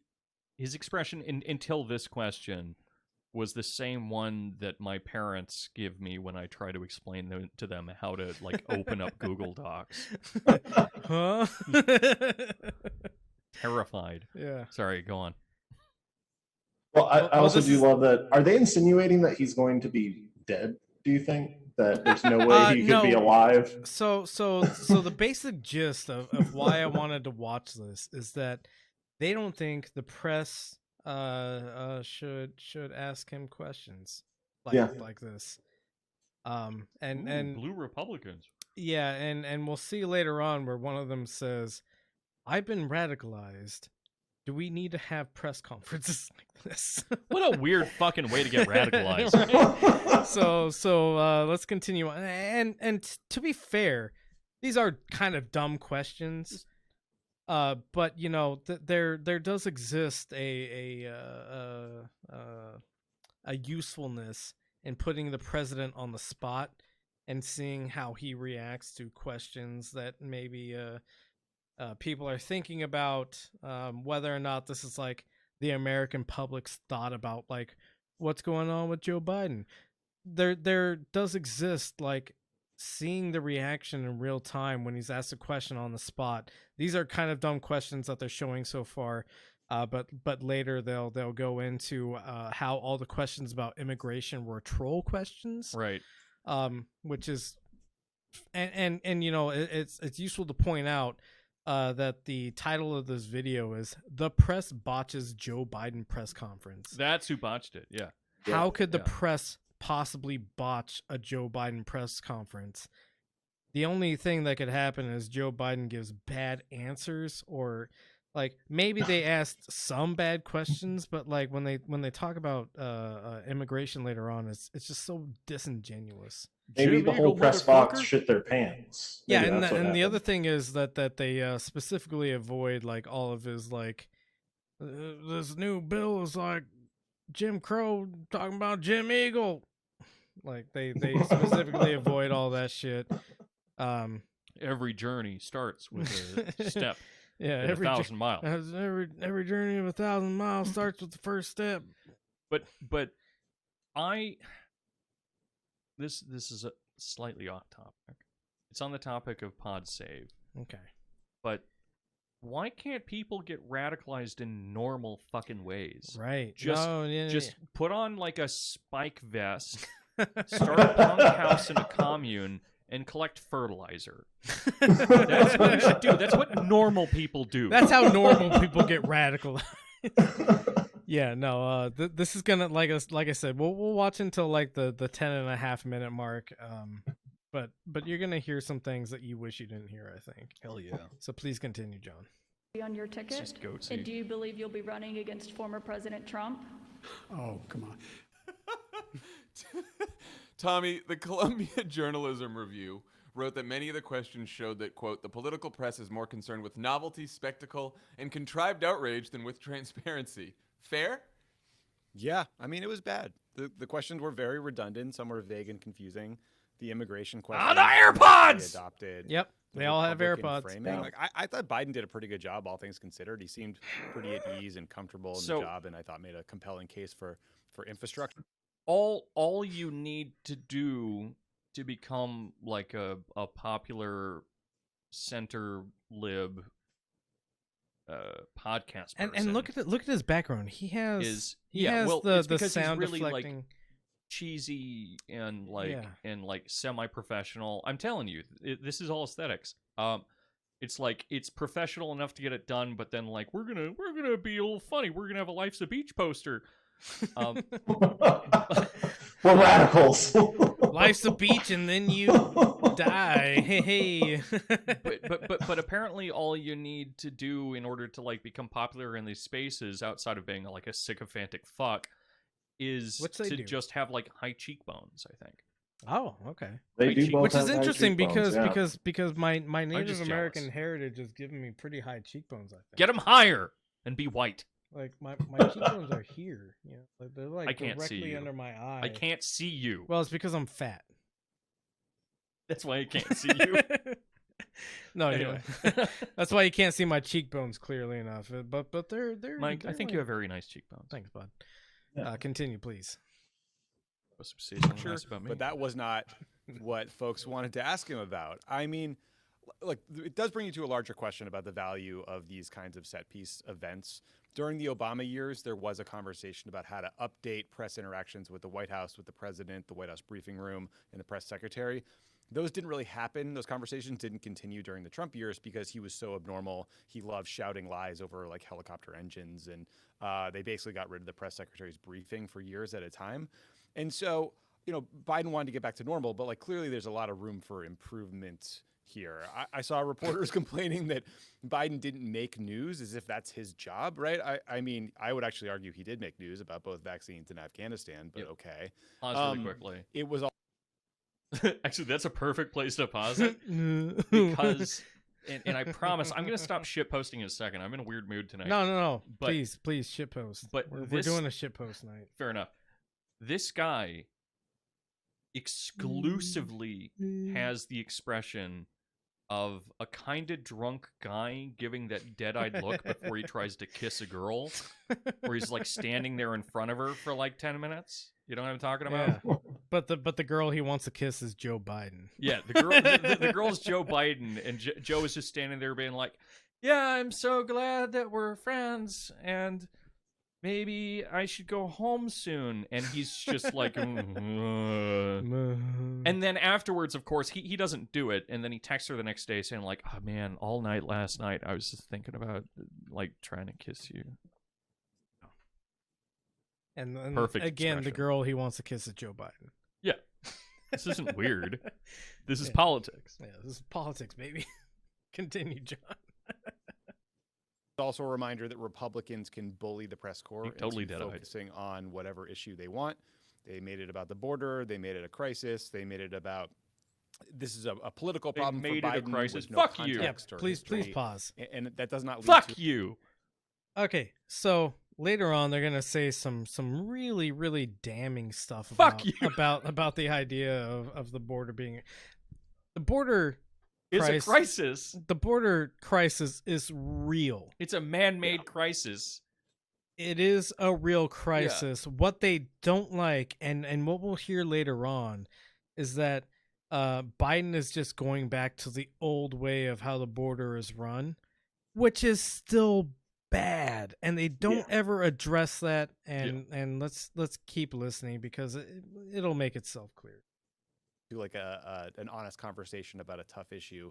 So yeah, I mean, look, these press conferences, they're anachronistic traditions. They could be structured better. Maybe Biden Fuck should just you. do long Yes. interviews where he'll be less likely to get, the same question 10 times. But like asking if you're going to run for re-election and if you predict it'll be against Trump and if Kamala will be the VP instead of COVID, like that is an indefensible. Actually, can you waste pause of again time. real quick? One of I'm those sorry. questions was totally necessary. Yeah, one of those questions is totally necessary. Two of can, them. Can I make another point about the quality of this podcast, which just has Please, yes. like probably On our perfect 100,000 podcast. viewers or like a million, Yeah. a million fucking viewers. This episode alone on YouTube has On 60,000 views. Fuck yeah. This motherfucker has cat hair on his goddamn microphone. Can we not like fucking get a lint roller over that thing? That's man. Biden hair, buddy. Yeah. You can tell by the color. Biden's no one has a white Biden's cat. pubes because his mouth is so close to Biden's dick. Yes. And that's not a that's not a like anti. It's not homophobic. Yeah, Any it's kind not of love is homophobic. love. Just don't be so weird about it. Yeah, and don't if be you're so gonna, weird if about you're gonna it. suck Biden's dick, just don't. Like, Just do it in public. You deserve better. Or not public. You deserve Don't do better. it in public. Do it in public. No, Do it somewhere else. Do it near the elementary school. Do it in public Actually, near the you know what? elementary school. I Let the kids know what love is and let love win. I have a new political belief that I just discovered deep in my soul, but I mean this 100%, and there are no exceptions. Okay. I feel like this is going to be a very problematic thing to say. I'm not sure. No one should fuck anyone that makes more than $100,000. Yes. No, I agree with that. Just No. don't blow anyone that makes over $100,000. You can lead them on. Yeah. You can make them buy you things. You can trick them. You can maybe give them like a hand job. No, but like no. don't let them into your body. No. Don't give them any kind of satisfaction whatsoever. No, just no fluid exchange. No. I think maybe a hand job sometimes is like necessary to keep like the grift going. Fair you know, enough, like yeah. I'd jerk off Joe Biden if I got like a position somewhere. I just wouldn't let him fuck me. What position are you talking about? Something about Doggy. missionary, yeah. Gay missionary, which is a thing I learned. Gay missionary? Really? Yeah, gay missionary. Well, of course it is, Michael. Yeah. You ever had missionary anal with a woman? I've never touched one. Neither have I. Yeah. Move on. Yeah. Let's keep playing this. Love it. Not a single question about the pandemic, which, according to polls, is the #1 issue on voters' minds of all. All right, go parties. ahead and pause again. Sorry. The reason the I don't feel bad pandemic anymore. wasn't a question in this press briefer is because that's the one thing that He did right, kind of? Yeah, the one thing he's done right, but also like he holds constant press conferences specific to the pandemic all the time, asking a question about the pandemic when he already has specific press conferences about the pandemic and is doing all this like very visible public like, hey, look at how the vaccination thing is going. Right. Yeah, Why he's been would they need campaigning for it. Yeah, why would they fucking ask a question about the thing that he's making extremely fucking visible? Right. They have no reason to make that visible. They have no reason to ask a question about the thing that he's like constantly fucking pumping. Yeah. Also, I don't want to like. I mean, obviously I do because I am, but I don't want to keep this like just horny the whole time. But kind of seems like as I do, burp. but, Yeah, I I don't want to keep this. I horny. don't want to be horny anymore. Fart, shit, cum. Yeah. Well, those are all kind they're of all erotic if you think about it. Yeah, I mean, we've been reading a lot of Bataille recently. Yeah. But, limited experience, baby. I don't think that I've ever wanted to fuck someone with a cute gap in their teeth any less. I think every person that I've ever seen that's had an adorable little gap in their teeth as the video goes out, Yeah, I've wanted to fuck every single one of those adults. Yeah, fair enough. And I don't. Uh-oh, a turn. Maybe. Like it would just be different. It wouldn't be lovemaking. You know? You can hate fuck. Hate fuck is Yeah. a real thing. Well, I've done plenty. Yeah. I just hate fucking with the gap in the teeth is tough because like that's a sharp edge. You just gotta do gay missionary. I need to dude. shut the fuck up during this episode. Jesus Christ. No, we're fine. I'm getting We're in fine. trouble. Yeah. No, people I respect listen to this. Yeah, I listened to it too. Yeah. Let's go on. Yeah, so I'm radicalized. There we I've go. been radicalized. It's happened. I'm against doing these. I think that they're a full waste of time. It speaks to, I think, like there's a What is he fundamental gonna problem do here. Like, what is the otherwise? most effective way to ask the president a bunch of probing questions on the key issues of the day? Is it at random having 20 people independently develop one Yes. question and hope Yes. that a full range of issues are covered? Yes. and hope that those individuals adapt as those questions are asked. Well, Yes. clearly that's not happening because there What were are you multiple- talking about? Go ahead and Fuck So- you.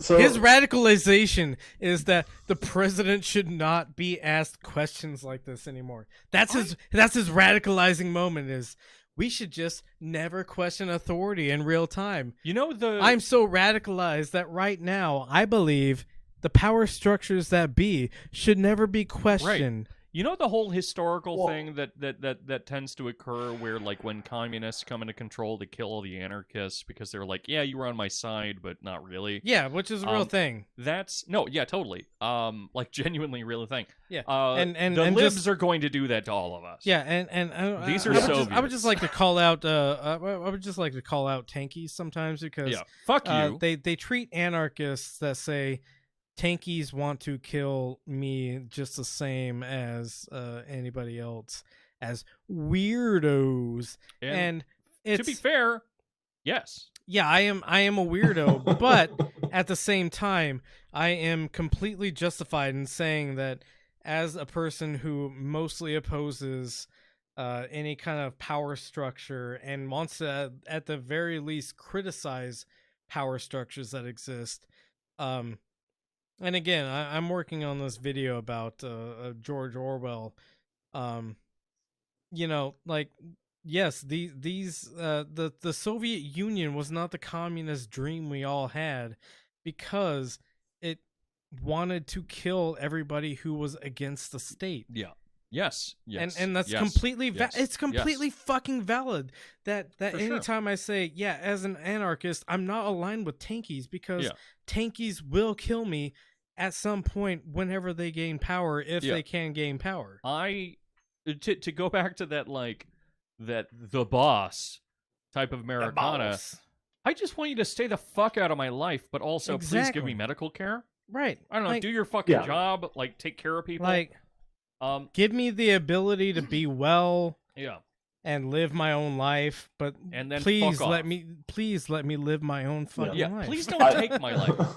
Please don't I shut should- down the press conferences to protect your, like, weird autistic, not autistic, sorry, that's me. No, it's Your weird Aspie, or not Aspie, that's me again. Yeah, you keep being mean. Alzy. Altsy, ooh, that's fun. This That's is why fun. we have John around Thank because you. Yeah. he's the only sober person in the. By the way, room right John, now. if you're not an anarchist or an ancom or anything, that's, I'm pretty that's sure John perfectly is an fine. anarchist. It's perfect. I just want to say that we accept you anyway. I know John from Mike, way back. Mike, this is my way of accepting our communist followers. Okay. Our listener. I'm doing it indirectly Yeah. instead Wow, of just followers, pandering huh? to them. Followers, huh? Followers, yeah, we're all gonna head into the desert and then they're gonna kill me together. This is the drunkest podcast we've ever done, by the way. Maybe. No, I don't know. The Molyneux stuff, I was shit-faced for. Same. Wait, was that the one where you passed? Was the Molyneux one where you fell asleep in the middle of it? No, that was the 24-hour one that we. Oh, that was the did, like, 24-hour one. 8 hours. Of, The other one that you fell asleep during, we had to we never remove- aired. Yeah, we never aired. We had to Oh, okay. remove a brilliant rant that I gave about But- mental illness. To be fair, I hadn't slept in like days at that point. Right. But I gave this beautiful rant, bringing like Mark Fisher and Yeah, Foucault in yeah. and all this It shit, was talking about really good. all this stuff. You don't know. You were asleep. I was going through a rough period. Anyway, bud. let's watch these soy boys do Yeah. whatever they do. Yeah. It only yeah. goes downhill from here. Like, By the way, we've put already, on a real fucking shirt. we've already found so much wrong with this, and it's only going to get worse. We're halfway through almost. Well, like I said, we're gonna go to the 10.5 minute mark. Like, oh man, 10.5 minutes? I thought it was just 10. We're only 4.5 minutes. Oh through my this. god. So there's At gonna least be- they're more considerate than subjecting us to an hour like Hillary did. Well, like I Or was like saying, 2 hours what we do to people. Like I That's was saying, terrible. I spent last night staying up until 4 a.m. watching all their episodes, and this I felt was the best one to kind of highlight because of how we covered the Joe Biden Right. press conference and how they're covering the Joe Biden Yeah, press listen back conference. to back, friends. Yeah, and the way they're covering it is like, Joe Biden was being treated unfairly, and we're like, Joe Biden is a fucking old doddering piece of shit who's saying horrible things. Give us in healthcare, coded bitch. language. Yeah, and they're on the defense side of that. So By the way, this podcast is going to get weirder and weirder, not because of chemical influence, but because I need to pee so fucking bad, and I'm holding it back. So, let's go. Let's go. Piss in your pants. Yeah, I'm working on it. That are on I can't do it with that were 1,000 people framed, watching. Along Republican lines, but also there were just questions that repeated themselves. That was also true on the filibuster. Yeah. So one about the whole repeating themselves thing, it's one of the only things that will sometimes make me happy in these press conferences is when the journalists collectively decide to ruin clips. Yeah, so that they can't just clip something together of somebody answering a bunch of questions brilliantly, but instead they ruin the press conference with supposed to do. Yeah. Yeah. So that's why they asked it over and over again, so you couldn't clip this together into some fucking fluff porno for fucking Joe Biden. Absolutely. Which at least some journalists are doing that. Oh, for sure. Yeah. So no, they didn't adapt in the kind of questions they were asking, and I do think that there is this there is a lot of the questions, especially around politics, around the filibuster, these were troll questions. Like they would be offended by saying it, but these are troll questions. I think we need to pause. Trolling for response. I have nothing to say. They're not troll questions. They're actual questions. Yeah. And they're pinning your guy down, so you're getting, I guess, trolled, sure. But, like, right. Isn't a troll supposed to be disingenuous? Like, yeah, but these are real questions. I don't know. I don't know anything about trolling. I just grew up on 4chan. Yeah. As a terminal troll, I have no idea how trolling works. Was this a press conference where Joe Biden said that he is not a procedural expert of the Senate, even though he's been in the Senate for decades, presided over the Senate, made I think he's made help make fucking procedural changes in the Senate. Yeah. So asking about the filibuster and procedural rules in the Senate is a troll question. I'm going to be optimistic. No, he's not lying. His brain's just broken. You see it in the eyes. Right before he tries to kiss you. Yeah. All right. I'm going to make an administrative decision here. Fuck you. Let's go ahead and take a little. We'll take a little break. The listener won't really. The listener and the viewer won't really notice this break because it's going to get clipped. It's going to get clipped. Everything I say from now on is going to get clipped, which is why I'm going to start saying the N word. No. All the words. We let all the N words. I'm going to start mild. I'm going to start with ones that start with S, and then I'm going to work my way. This is the hardest anybody's ever gone into life. We need to take a piss break. Albatross. Albatross. All I'm trying to do is give us a moment to take care of some bodily functions. Big booty we've been drinking, shithead. We've been drinking heavily. Cuckold. And I got dick face. I got this motherfucker in the background just shouting. Elephant. So yeah, we'll take a little break. We will come back in a couple of minutes. The listener and the viewer won't really experience this break because we're just going to cut right back in. The Italian word for clarinet. Jesus Christ. All right. And 3, 2, 1. I know. All right. We are back after a little extended pee-pee break. Mike and I did big pee-pees. We got to make water sometimes. Go ahead and start this video. From 4 minutes 57 seconds. Look, I don't think they're asked for the same reasons Ted Cruz tries to troll people and everything that he does. No, because he's effective. Kind of troll move to be like, are you really bipartisan? Are you right? What happens if you don't fulfill your entire agenda? Will you be a successful president? Like straight. So like actual questions about will you be successful? Yeah, right? Like, what troll questions to ask whether or not a president is going to do what they say? Imagine what these fucking people's response would be if someone popped up in that press conference and just asked him, "Sir, do we need borders? Oh man, do we need those?"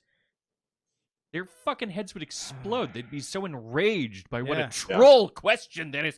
Of course we need it. Sorry, go on. How are you gonna have a country without borders? Fuck you. Go ahead, John. It's my catchphrase now. Not a single journalist asked about Joe Biden's dog. I know, he's right? biting people, Fucking pooping, and breaking amateurs. people's limbs. He's nipping at security agents. Oh yeah, apparently it is a terror. I hope the entirety of the White House is internally, of course, because I don't want to like show this to the American people, but soaked in shit. Just dog shit everywhere. Anyway, go on. Rubbed in the wounds. Shooter Mitch McConnell describes you accordingly. Is he right? Like, come on. Right, Come like- on with that shit. And so where I land is like, well, We curse. okay, what is the goal? Like, we have, I feel like, as, citizens and partisans, like two goals. One is to like educate the American people about and hold Can you pause real the quick? president accountable, also while I know that like we haven't even made it halfway through the 10-minute 30 clip, but they admit that they're partisans, and part of their objective as partisans is to educate people.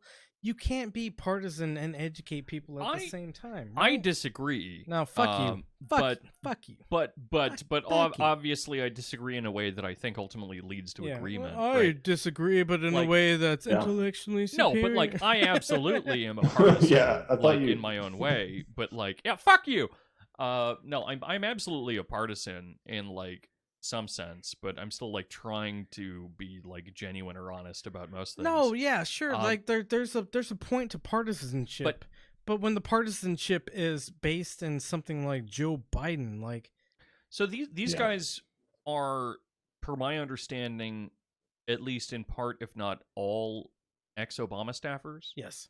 So this is John Favreau himself was an Obama speechwriter. Okay. So, was surprising because he's not good at this. Yes. Right? And he's clearly reading off the screen with some frequency. But I am... Maybe this is me defending myself a little bit. Oh, no. But Don't throw when you yourself in here, figure buddy. your fucking life out too fast, you figure it out wrong. Oh, and for you sure. become Yeah, one of yeah, these yeah. fucking people. Because how old are these folks? They're like our age, right? Yeah, Maybe younger. They're all like, around our age. or a yeah. little older, maybe Yeah. like in their 30s, somewhere in their 30s. Yeah, right. Late 20s, early 30s is where I would put all these. Yeah, I was gonna people. say like early to mid 30s, something like that. Right. Maybe late 20s. And in that case, I'm gonna shoot myself in the face. But Do it.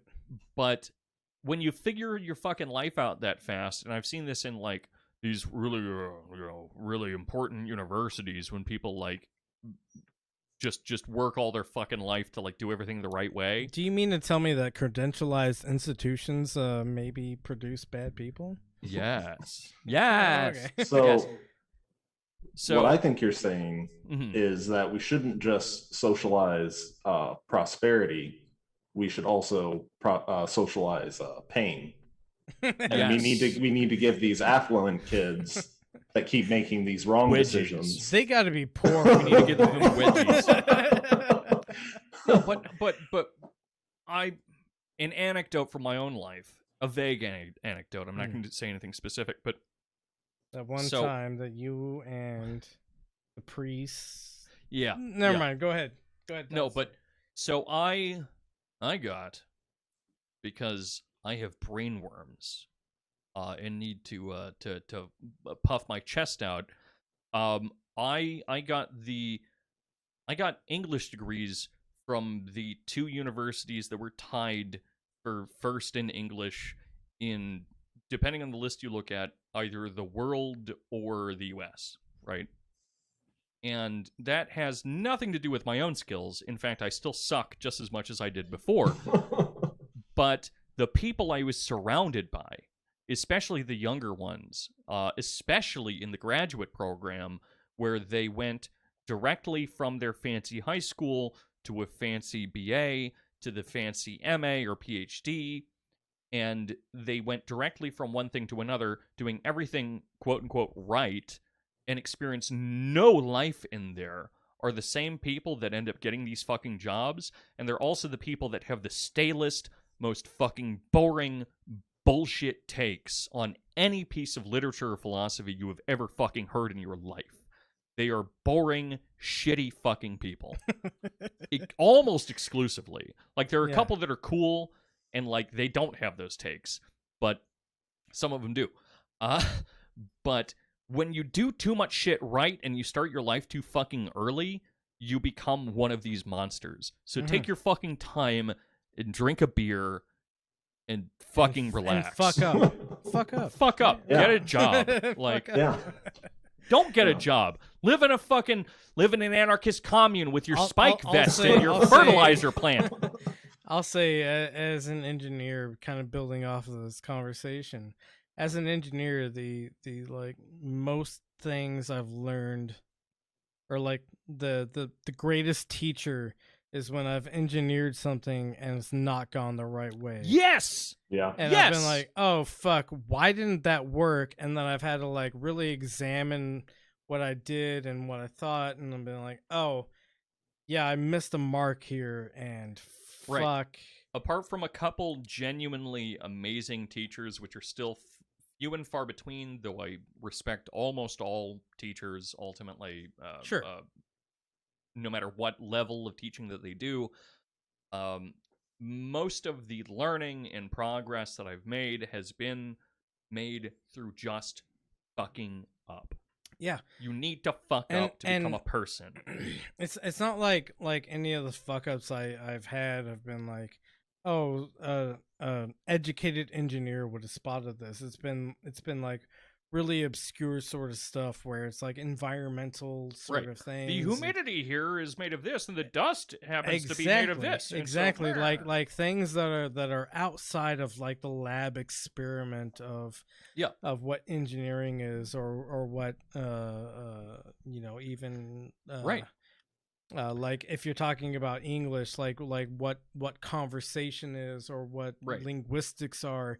It's things that you're not taught in school, because there is like a real difference between like street smarts and like functional learning versus like the educational learning. Right. And fucking do both if you can. Absolutely. And you know, that's what I'm looking into right now, where I'm trying to go to the Pacific Northwest out of the hellhole that is Southern California. Is a lot of jobs require like degrees that I don't have, and I'm like, ah, fuck. But I have like this very rich history of actual like functional engineering. You have a degree, an honorary one from Truncata University. By the way, patreon.com/Truncata. You had to work it in here somehow. If you want to learn how to be a good kind of idiot and make mistakes. John, can we please play Larissa? Yeah, go. If we have to. Let's get this over with. Making sure that he is like fulfilling his political objectives. Like, what's the best way to do both of those things? The town halls with regular people ask who questions. ask far better questions, plus sit-down interviews, serious, hard-hitting sit-down interviews that run each topic Serious to ground. hard-hitting Those two sit-down things interviews together are far more effective and far more, I think, informative than the thing that we saw. Not that there weren't, amidst some bad questions, some really good questions and good moments. Yeah. Name one. It Which is one do you totally agree with? appropriate and fair for Right. Joe Biden to take very tough, serious, substantive questions from the I'm press. just gonna That is do not at all the what we're hand saying. But what motions. reporters sometimes do to deflect media criticism is they claim to be speaking on behalf of the American people. The public has a right to know this. The public wants President Biden to take questions. They the do. Public this, Yes. the public that. Yeah. They Why is are our not border fucked representing up? what is on Yes. the Why are you public starving media people? by the reporters. They are representing what is on the minds of producers and editors and reporters that they talk to in their Washington to New York circles. That is what these questions reflect. The public cares about COVID. Is a Washington, New York inner circle person criticizing other people for being Washington, New York inner circle people? Yes. Yes. Yeah. Yeah. Yeah. That's disgusting. You sure is. I swear to God, as we reach the 10-minute 30 mark Quarantine these that I've folks. set, this is only going to get worse. I'm so sorry. I'm so sorry. Let's go. The public Man, cares that's about the relieving. economy, about joblessness, about homelessness, about racism. Republicans care about immigrations. There's plenty of substantive immigration questions you can ask, as we'll get to in a second. So it's not about the fact that, like, oh, Democrats don't want them to have tough questions. It's we don't want stupid fucking questions. And like these, what, they're asking bitch? Stupid questions. Dude, just this morning at the White House briefing again, Jeff Mason asked Jen Psaki, with the CDC saying that maybe there's a rise in cases again, will President Biden reconsider his plans to travel so much? The vaccinated president traveling on Air Force One. They asked the question. Vaccines don't stop transmission necessarily. And if John Favreau of Pod Save America knew anything outside of maybe blue checkmark talking points, he would understand that. And so, yes, it is a legitimate question that maybe the president shouldn't be traveling a whole lot right now. And even if it's a troll question, let the fucking questions be asked. Yeah, right. I mean, I agree. Let the question be asked. I don't know that it matters that much of it. No, for sure. There's reasons to say like, oh, maybe that's a dumb question to be. Right, but let it be fucking asked. Sure. Let it be fucking asked. And the argument they're making is that Joe Biden should not be beholden to the news media. Which, where did we hear that last? With Trump and Republicans saying that, like, oh, the media is being very rude to Donald Trump. They're asking him questions he can't possibly answer. And they're being very rude about it. I'm like, sorry. I want to give credit. Cares? I think it might have been John, actually. But was it you that said, like, $10 on them starting to use the phrase counterfeit news? Yeah. No, that's because that's fucking on the money. I think that's right there. This is exactly why I brought John onto this. They're the same this show. Fucking people. Just some of them have more or less obnoxious faces. I don't know. It's blue Trumpism. It's blue Trumpism. It is blue Trumpism. Go ahead and continue playing this. We're gonna get into some black Trumpism here. Once a week about his travel. What are they doing? There are also, I saw some people suggest that, the COVID news is too good, the relief bill passed was too positive, right? So that's why I didn't get asked about it. I just disagree with that. There are a lot of tough questions you could still ask about COVID. School reopening is that's not going to fucking work with your town hall idea. Be annoying. Oh no, it was the other one. Whether vaccination targets have been artificially They're all the same idiot. low and that we should be moving faster. You could ask about literally anything Larry Summers has uttered over the last 3 months, right? Like, there's lots of annoying potential for angles. a fourth. But yeah, I mean, Ponce, now that we're back on his fucking case, face again. He might be my least fucking favorite of them all, even though he's like, I don't know. Yeah. But he's the odd one out. Yeah, he's the hot one. No, he's not. He's the child. Competing boy bands. Competing boy band. A bunch of bearded assholes versus these sycophantic fucks. We're gonna win. Yeah, I mean, we just beat them up. Yeah, we fight them. We fight them in the street. Did you? Oh, okay. So this is not the point I was going to make. But do you guys remember back in? It had to have been like 2004. Okay. Which is before we were all born, obviously. No, I was born way before that. But go ahead. Yeah. But I was born in 1999. No, but where there was a concert in some kind of, it wasn't a real like emo band, but there was some kind of real shitty whiny band that played that didn't have any of like the like real interesting cred of any of those like unified movements, and then all the guys from Disturbed. Oh no! Who are also obnoxious assholes. All just beat the shit out of them, like backstage. I don't know that story, but we need to find it. this. We need to find it. Yeah. It's so fucking funny because especially back then, like all the guys from Disturbed being fucking yoked idiots were still yoked idiots. And, yeah, right. They're making monkey noises, throwing rocks at these people and throwing punches and shit. While these guys hide in there, and that's just how why you got to return to monkey, man. Yeah, I just imagine that we're really cool alpha men. No, that's what we are. I mean, right? I would beat Mike? all of them in a fight, probably, but Shut only up, Mike. because like Stop it, Mike. Jesus, this is cringy as fuck. This is disgusting.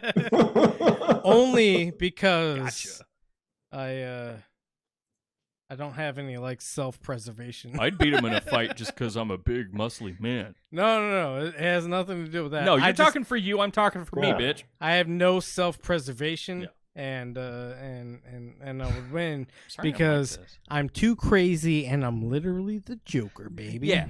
If a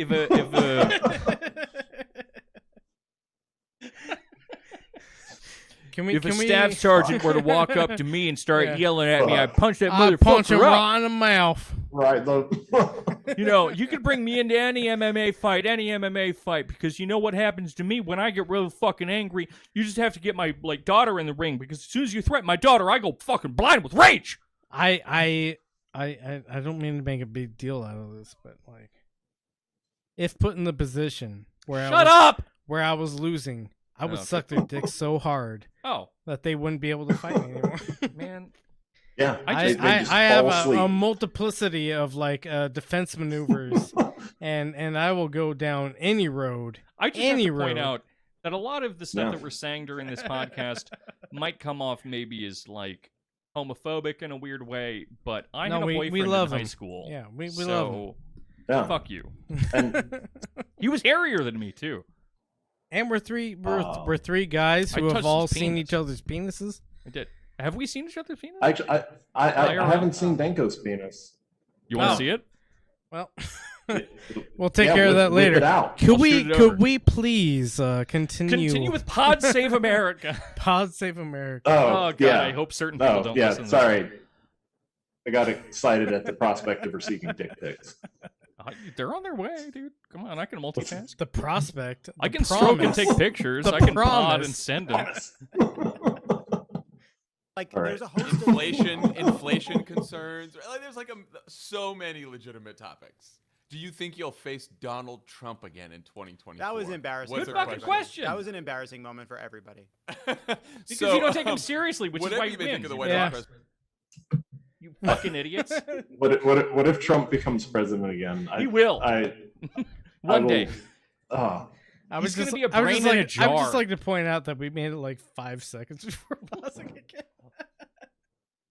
And that's why this podcast sucks, because these people are unserious. Oh, I thought you meant us. No.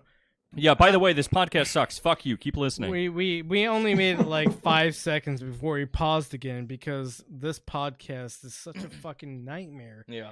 If you really take any time to dig into what they're saying, not even time. That was 5 seconds. We didn't spend time. That's what I mean. Like if you take any time, which is an amount greater than 0. Just listen to it with thought. This should be instantaneous for a lot of folks.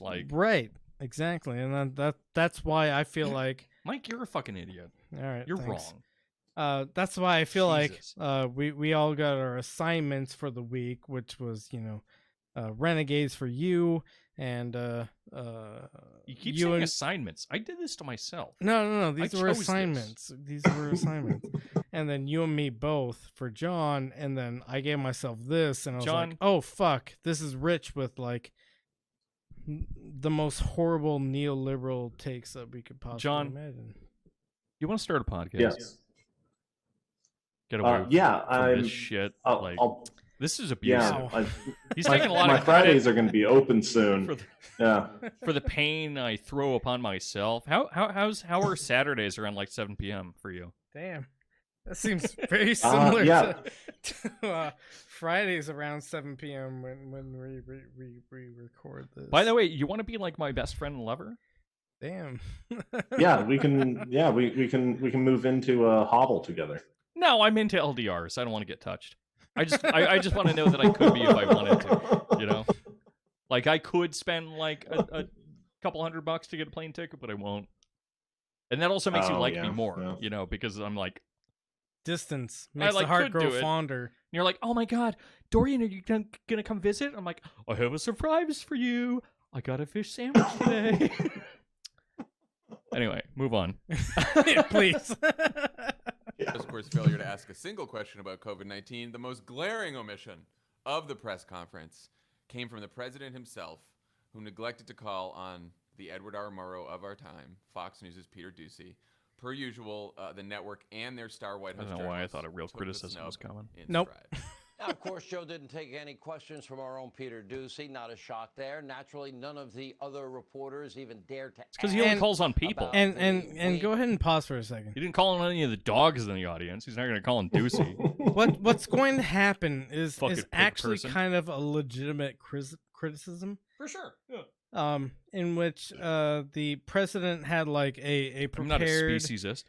A prepared folder of like questions and where they came from, and they did not have Fox News as a part of that, and at no press briefing have they specifically taken a question from Fox News as like a prepared thing. The fact that so I know prepared questions are a real standard kind of thing. Yeah, for sure. But the fact that this press conference, which we already covered, and we shat all fucking over, legitimately. I did the whole doggy wipe thing for like an hour and a half, where I just dragged my ass on Joe Biden's carpet, and then he kicked me out of his house. For sure. But the fact that he fumbled it so badly with prepared questions is amazing. I'm not a good guy. I'm not a nice person. I'm not a nice person. Right. By the way, Jim Eagle and the fucking, I don't know, every new 1,000 makes steps. Jim Crow look like Jim What Eagle. the fuck? Like, oh, Jesus Christ, the terror. You know, I finally understand why people are so afraid of public speaking, because it's never been a problem for me, really. But some people are like more afraid of that than it's because death. you have like a coherent structure to what you're saying. No, it's because I'm a megalomaniac. Oh, but, well, you know, both things. But when I watch people who are obviously also megalomaniacs who fucking bomb so hard with prepared shit, I'm just like, holy shit, this is why I should be scared. But for some reason, I'm not capable of emotion. How are you that bad at this? Yeah, anyway. Continue playing. Knocking Joe Biden down 3 times. That is up fun. Air Force One, the stairs, Hilarious. the wind knocked him over. Well, if I had been there, I definitely would have taken told the president to call on Peter Doocy. Peter Doocy is not Jim Acosta. And he's got good questions. Something else what a President throwback. Trump didn't do. I certainly did not give him a list of reporters to call out in order. Fox is the only member of the 5 network TV pool that has never been on the list. And pause real quick. I'm just curious. All right, so I don't like Fox News. I think Fox News is a fucking joke. I think Fox News is Brain cancer on disingenuous old people. at best. But the way that Jen Psaki replies to this question about why Fox News is never a part of the prepared Biden, I don't think they want to be. No, sure. First off, they probably don't want to be, but if we look at how she replies to this statement, she never addresses the question of why Fox News is not like a part of the structured Biden response, and she completely avoids the whole question, and it's extremely disingenuous, And have we heard her response yet? Because I was thinking no, about cats. we haven't heard her. We haven't heard her response Yeah, yet. sorry, I was zoning out about cats. We're about to hear her response. All right. So go Sorry. ahead, John. I need to stop being like this. That's kind of official administration policy. We're here having a conversation, aren't we? Yes, but And do I take President- questions from you every time you come to the briefing room? Yes, but I'm Has the asking about president the taken president. questions from you since he came into office? Unfortunately, Yes or no? only when I have shouted after he goes through his whole list. And the president has been very generous with his time with Fox. I'm just curious about this list that he has given. Do we need to start a petition? Should Lovett, should we have people call the White House on behalf of Peter Doocy? Never call on Peter Doocy. Never. Until the day, never. No reason to call on Peter. Look, the Joe Biden, I think, wisely skipped over, I think, two organizations that have done the most to kind of parrot right-wing talking points in their political coverage, Fox News and the New York Times. And I think that just makes sense. Just like from a base political reason, that, like, I think that makes sense. Like, kind of you steer away from the kind of more rightward tilting organizations, especially in your first press conference. Call on Peter. Sorry, pause it for a second. Call on Peter Doocy and pull a Trump and call him a fucking idiot and then shit yourself. Right? And then forget you gave an answer and move on as if nothing happened. Yeah. But they're saying Idiots. don't even call on Idiots. Peter Doocy. You should only do things right. Yeah. Idiots. Fuck you. Fuck you. Exactly. Sorry. Go ahead. We've not got sorry. like 30 more seconds before I'm done with this. Ugh. clip. I'm so sorry, guys. 30 more seconds, seconds I of think. cancer. Yeah. Yeah, that's a break every 5. Narcissistic, solipsistic worldview that is so. Pause! Do you think? I don't need Did to he say say anything, but just solipsistic? process that for a second. You made me spit take. You made me spit take because you said pause immediately after I thought we'd have like 2 seconds of clarity. No, we got 2.5. We actually got 2.5, I think. But I have to clean up so much now. But just think about what he said. Yeah, exactly. No, These people for are calling sure. people solipsistic. Yeah. Okay. Right. Okay, continue. I'll make you spit again in a second and a half. I think that Joe Biden would have struggled with a question from Peter Doocy. No. Do I think he should give Fox News a question ever? Absolutely not. Fox News is the propaganda arm of the Republican Party. Pause. Treat it accordingly. There you go. He wouldn't struggle with it, but it's the propaganda department Yeah. that seems to define that there's a struggle involved, Seems right? very Like disingenuous, right? that seems like no, it wouldn't be a problem. Just don't do it because Joe Biden it's could gonna be a problem. totally fight my dad, but Joe Biden could fight my dad. No, But I don't know. He chooses to fight all the other dads in the neighborhood except my dad. except my dad. Joe Biden couldn't fight my grandpa. Yeah, your grandpa was pretty tough. Probably. He was a tough guy. Yeah, my grandpa actually killed Nazis, and after talking to him, he was very happy to kill Nazis. I think he might have been the original Antifa, because he also hated Ronald Reagan. My grandpa went on. He was from Alberta, Canada, which I'm hoping to return to one day, to the Holy Land. Maybe not Alberta. The Holy Land of Alberta. Maybe not Alberta, but somewhere maybe in the Northlands. But because it's just nice and cool. Yeah, no, it's a good spot for sure. That and it's empty. Well, that's why it's a good spot. Right, exactly. Yeah. But he also did the whole killing Nazi thing, but then he became a conservative, but also a blind mortician that broke horses somehow and boxed. That's very weird. I don't know. I don't think all this happened at once. Yeah, I have the distinct benefit of my great grandpa was involved in World War II, and then when I joined the Marine Corps, he pulled me aside and he said things like, "Don't kill anybody that's good." Right. And then he told me about like his time in Germany, and he was like, "Yeah, Nazis fucking deserved it." And Yeah. shit like that. I've had exactly 5 conversations with my grandpa. I won't explain them all because I shouldn't. but one of them was in fact about some people should probably die, and they're this type of person. Oh yeah, my great and not in a racist way, in a cool ass way. My great grandpa was like, anybody who's racist should be just killed on the spot, and I was like, no, all right, right. Followed by, wow, this is what it's like to be blind, and then him screaming at me over not liking Canadian bacon. Which is real. That sounds like inferior a shit form of bacon. We had it on a pizza once, and I'm like, I don't like Canadian bacon. This isn't bacon. He's like, what the fuck did you say about Canadian bacon?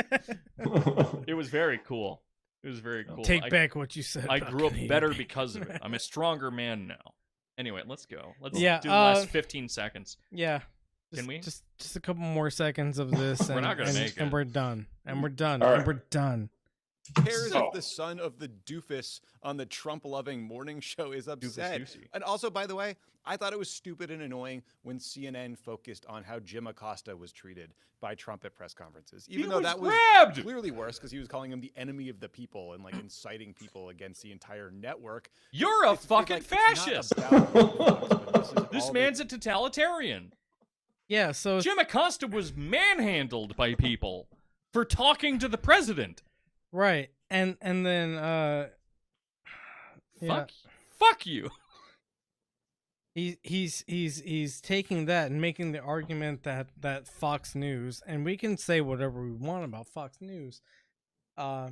He's taking the Jim Acosta story and he's turning it into like, oh, Fox News should be treated this way. Guys, are liberals the liberals are the I don't wanna say fascists? it. We've said this before on the liberals podcast. the We real said this Nazis? before on the podcast. No, we said that they helped Nazis. Well, we said that it's like an aesthetic movement that like detracts from what Nazism is. But, By the way, So- next week contributes we're talking to- about Walter Benjamin, who is the person that said the aestheticization of politics leads to fascism at Truncata Workshop.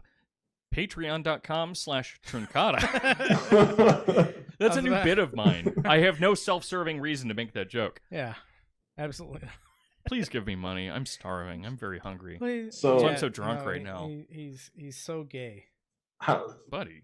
What's helped Chill. me process how the liberals are also the fascist is through anime. Hell yeah. Attack Yeah. on Titan, Yeah. Attack on Titan, and Neon Genesis Evangelion. Yeah, when Which I pronounced right. Yeah, and you And realize Serial that Experiments Lane. it's and just a bunch Naruto. of the main characters are all Which one is are this? always anarchist. Well, almost all of them. Oh, okay. Sorry. Right. Main character is usually a reformed anarchist who works for the good fascists. Sure. Who kind of has a problem with the fact that they're fascist, but they're like, but we're good. And they always fight the bad fascist. Fucking Biden is the Hokage. Yeah. I don't know what that means, but it's fun. Yeah. I unfortunately know sort of. That's a what that Naruto means. thing, right? Yeah. I think I know that word. Is that a Naruto thing? Yeah, Yeah, it is a Naruto thing. Yeah. The Hokage is Naruto? the. It is. Yeah. Yeah. I'm he's the- smarter every day. Naruto is going to be the next Hokage. Yeah, What because is a because Hokage? it's the good The fascist. ninja leader. The ninja Yeah, leader. it is the good Führer. Yeah. The Führer that has your I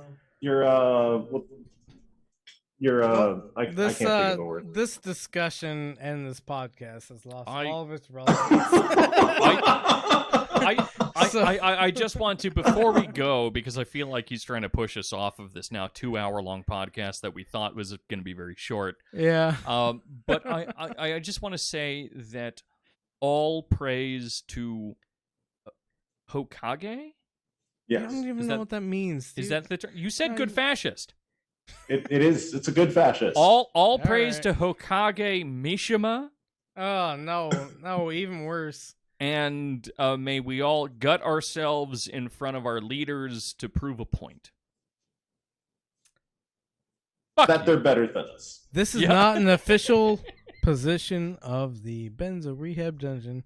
Thank you Hail all for Hokage Hiroshima, Hirohoto, not Hiroshima. Thank you all for listening. If you have listened, if you have also watched, I appreciate that. Mike's as the well. real tyrant here. However, Hokage Mike. Mike, the bad fascist of the show. The bad fascist.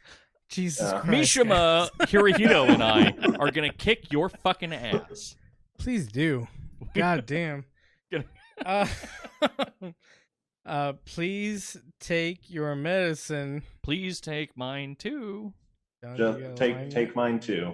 Take all of it. Take mine also. You can't just have take mine too. Take mine too. You want me to put effort?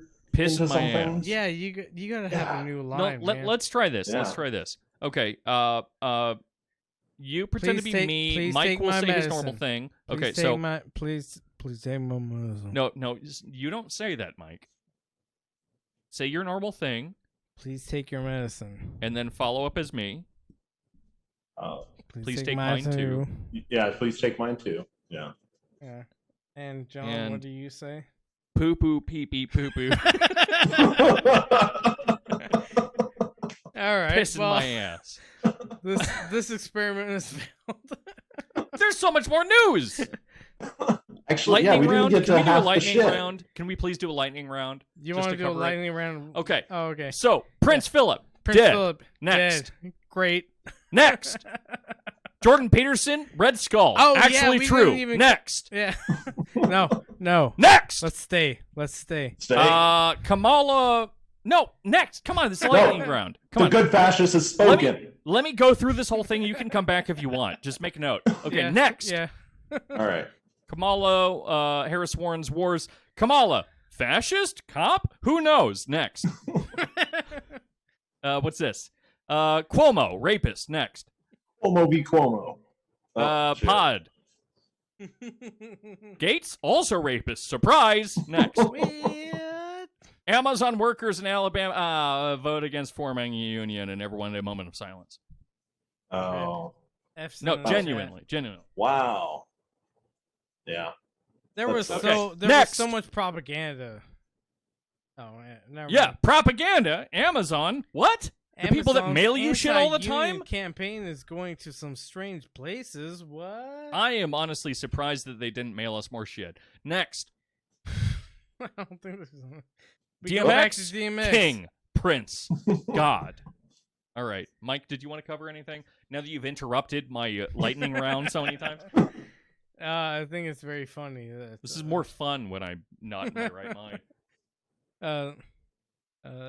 Ta-Nehisi Coates wrote a Captain America comic, and This is way more boring than my lightning Skull. round. Yeah, Red Skull is Jordan Peterson. Yes. And Jordan Peterson is very mad. He's that throwing Red Skull a piss is- baby shit yeah. fit, I think is what it's called Very, in very technical piss baby terms. shit fit. Yeah. Go ahead and scroll down just a little bit, John. Do I really live in a universe where Ta-Nehisi Coates has written Can I do a this? chapter? Because you're not doing Yeah, very no, well. I don't do a good Jordan Peterson voice. Do Go I ahead. really live in a universe where Ta-Nehisi Coates, the black man, has written a Captain America comic featuring a parody of my ideas as a part of the philosophy of the arch villain Red Skull? And John, go ahead and zoom in on this panel here, because this is not like.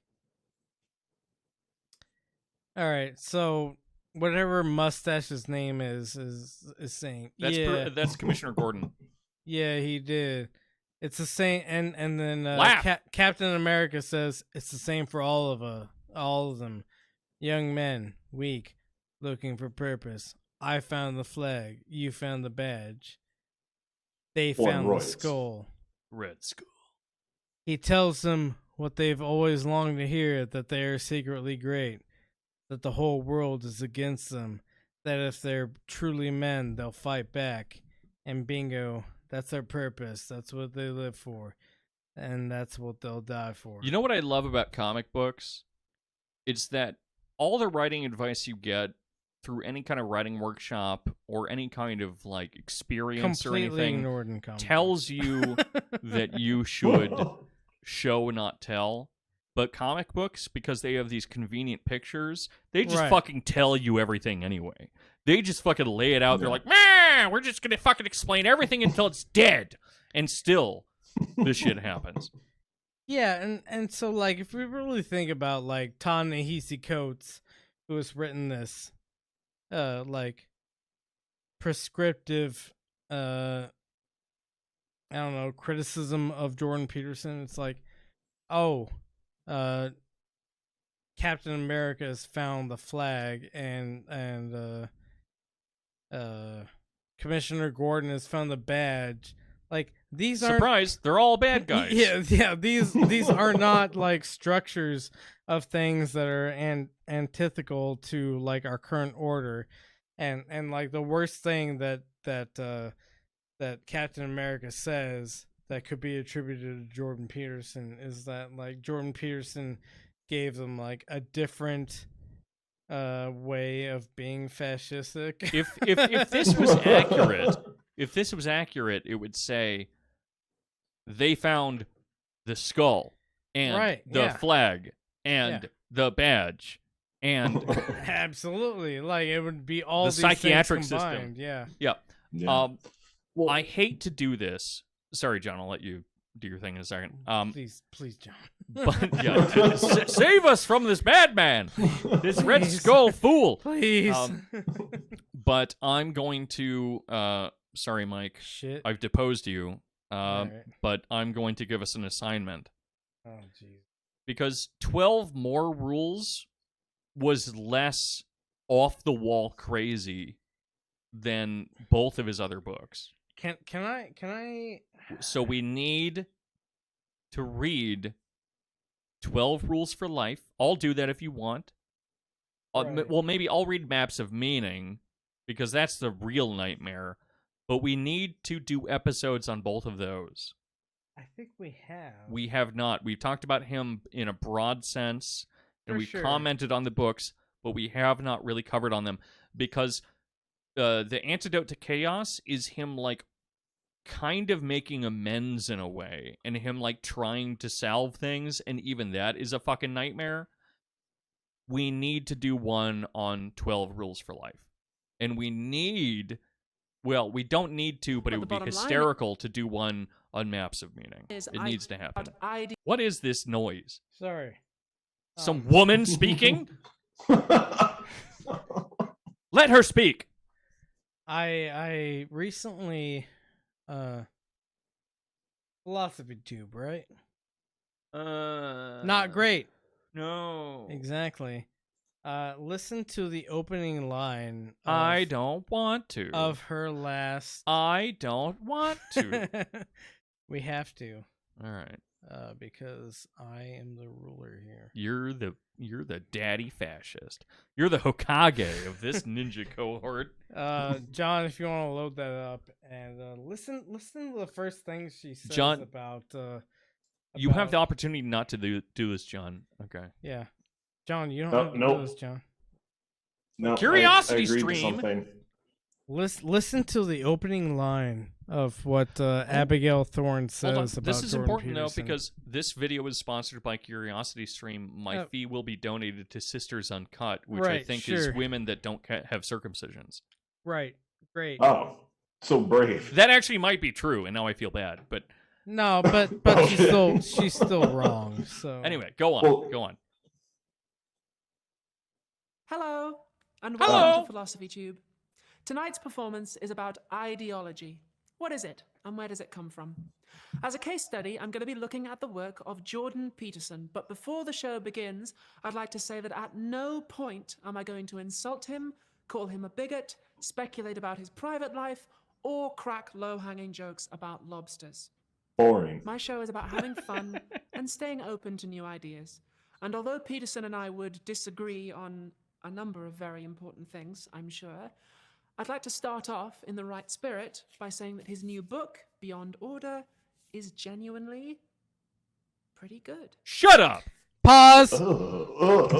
How the fuck That has to be just a lead-in, though. No, right? it's not. Like, No, I watched the rest of it, and at no point does she really question. this is why Jordan I only Peterson. watch shit posting on YouTube. Like, I listen to Yup. lectures, but otherwise it's just like comment etiquette and just like people shitting themselves and getting hit by monkeys.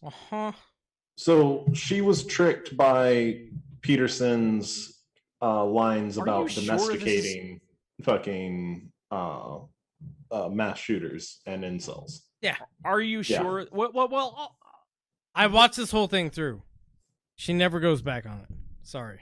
Yeah, she only heard the parts about them cleaning their rooms if I want and to be an cooperating. affirmative reader, right, then I would still say, like I said before, that this book is less crazy, batshit, off the wall, and it has a better interaction with phenomenology than it would otherwise, right? No. It does. It does. No. I mean, no, as in that's not how she's approaching it. Okay, but okay, that sounds like a nightmare. Then, how is this 40 minutes almost? I don't know, and I'm gonna watch this when I go home. Yeah, and then I'm gonna send we can you. watch it. We I'm can gonna watch live it after tweet my this. responses. We can watch it after this. I don't want to. You will not be happy with how this topic is approached and how this topic is discussed. But just like the basic statement of Beyond Order is genuinely good is Well, doesn't she say like pretty good? Like, and honestly, so I have a little bit of experience with this channel just because people constantly, generally newbies to this kind of thing, like say, "Hey, check out Philosophy Tube, it's pretty good." And then like I watch one, I'm like, some of it's right, some of it's wrong. This is kind of boring. No, boring but overdramatic also. But generally the tactic that they seem to take, or she seems to take, is that let's be really accepting of an idea and then we'll kind of pick it apart. But in a more subtle way. So that's not what's happening here. Is it it can't possibly be like Peterson Boner, right? It's not Peterson Boner necessarily, but she does very little to even talk about Peterson in the first place. And she like goes into other philosophers and like and like obviously responses like Derrida and stuff, or like what? Not even actually. Like it's so divorced from Peterson that like it like. Well, I guess if you want to say if you can't say anything nice, don't say anything at all. Don't say anything at all. Yeah, exactly. Yeah, Peterson is paying his critics off before they can criticize him. Maybe. Yeah. I mean, I'll definitely. He fucked up and should have sent us a check. I'll sacrifice myself on top of all of the minor sacrifices I make, like reading books and stuff. And watch this 35 and 3 minute video that I've already watched 46 Yeah, I seconds mean, you can provide any like antithetical or like resistance sort of viewpoint you have on this, but I watched the whole thing and you're right. They never once like actually criticized Jordan Peterson. That's a bummer. Which especially as a weird. trans person. Yeah, as somebody who has a legitimate reason to maybe question Jordan Peterson's ideas, because Jordan Peterson made his whole career off of criticizing trans people. So I guess I'll add that to my list of stupid shit I do every day. Love you, buddy.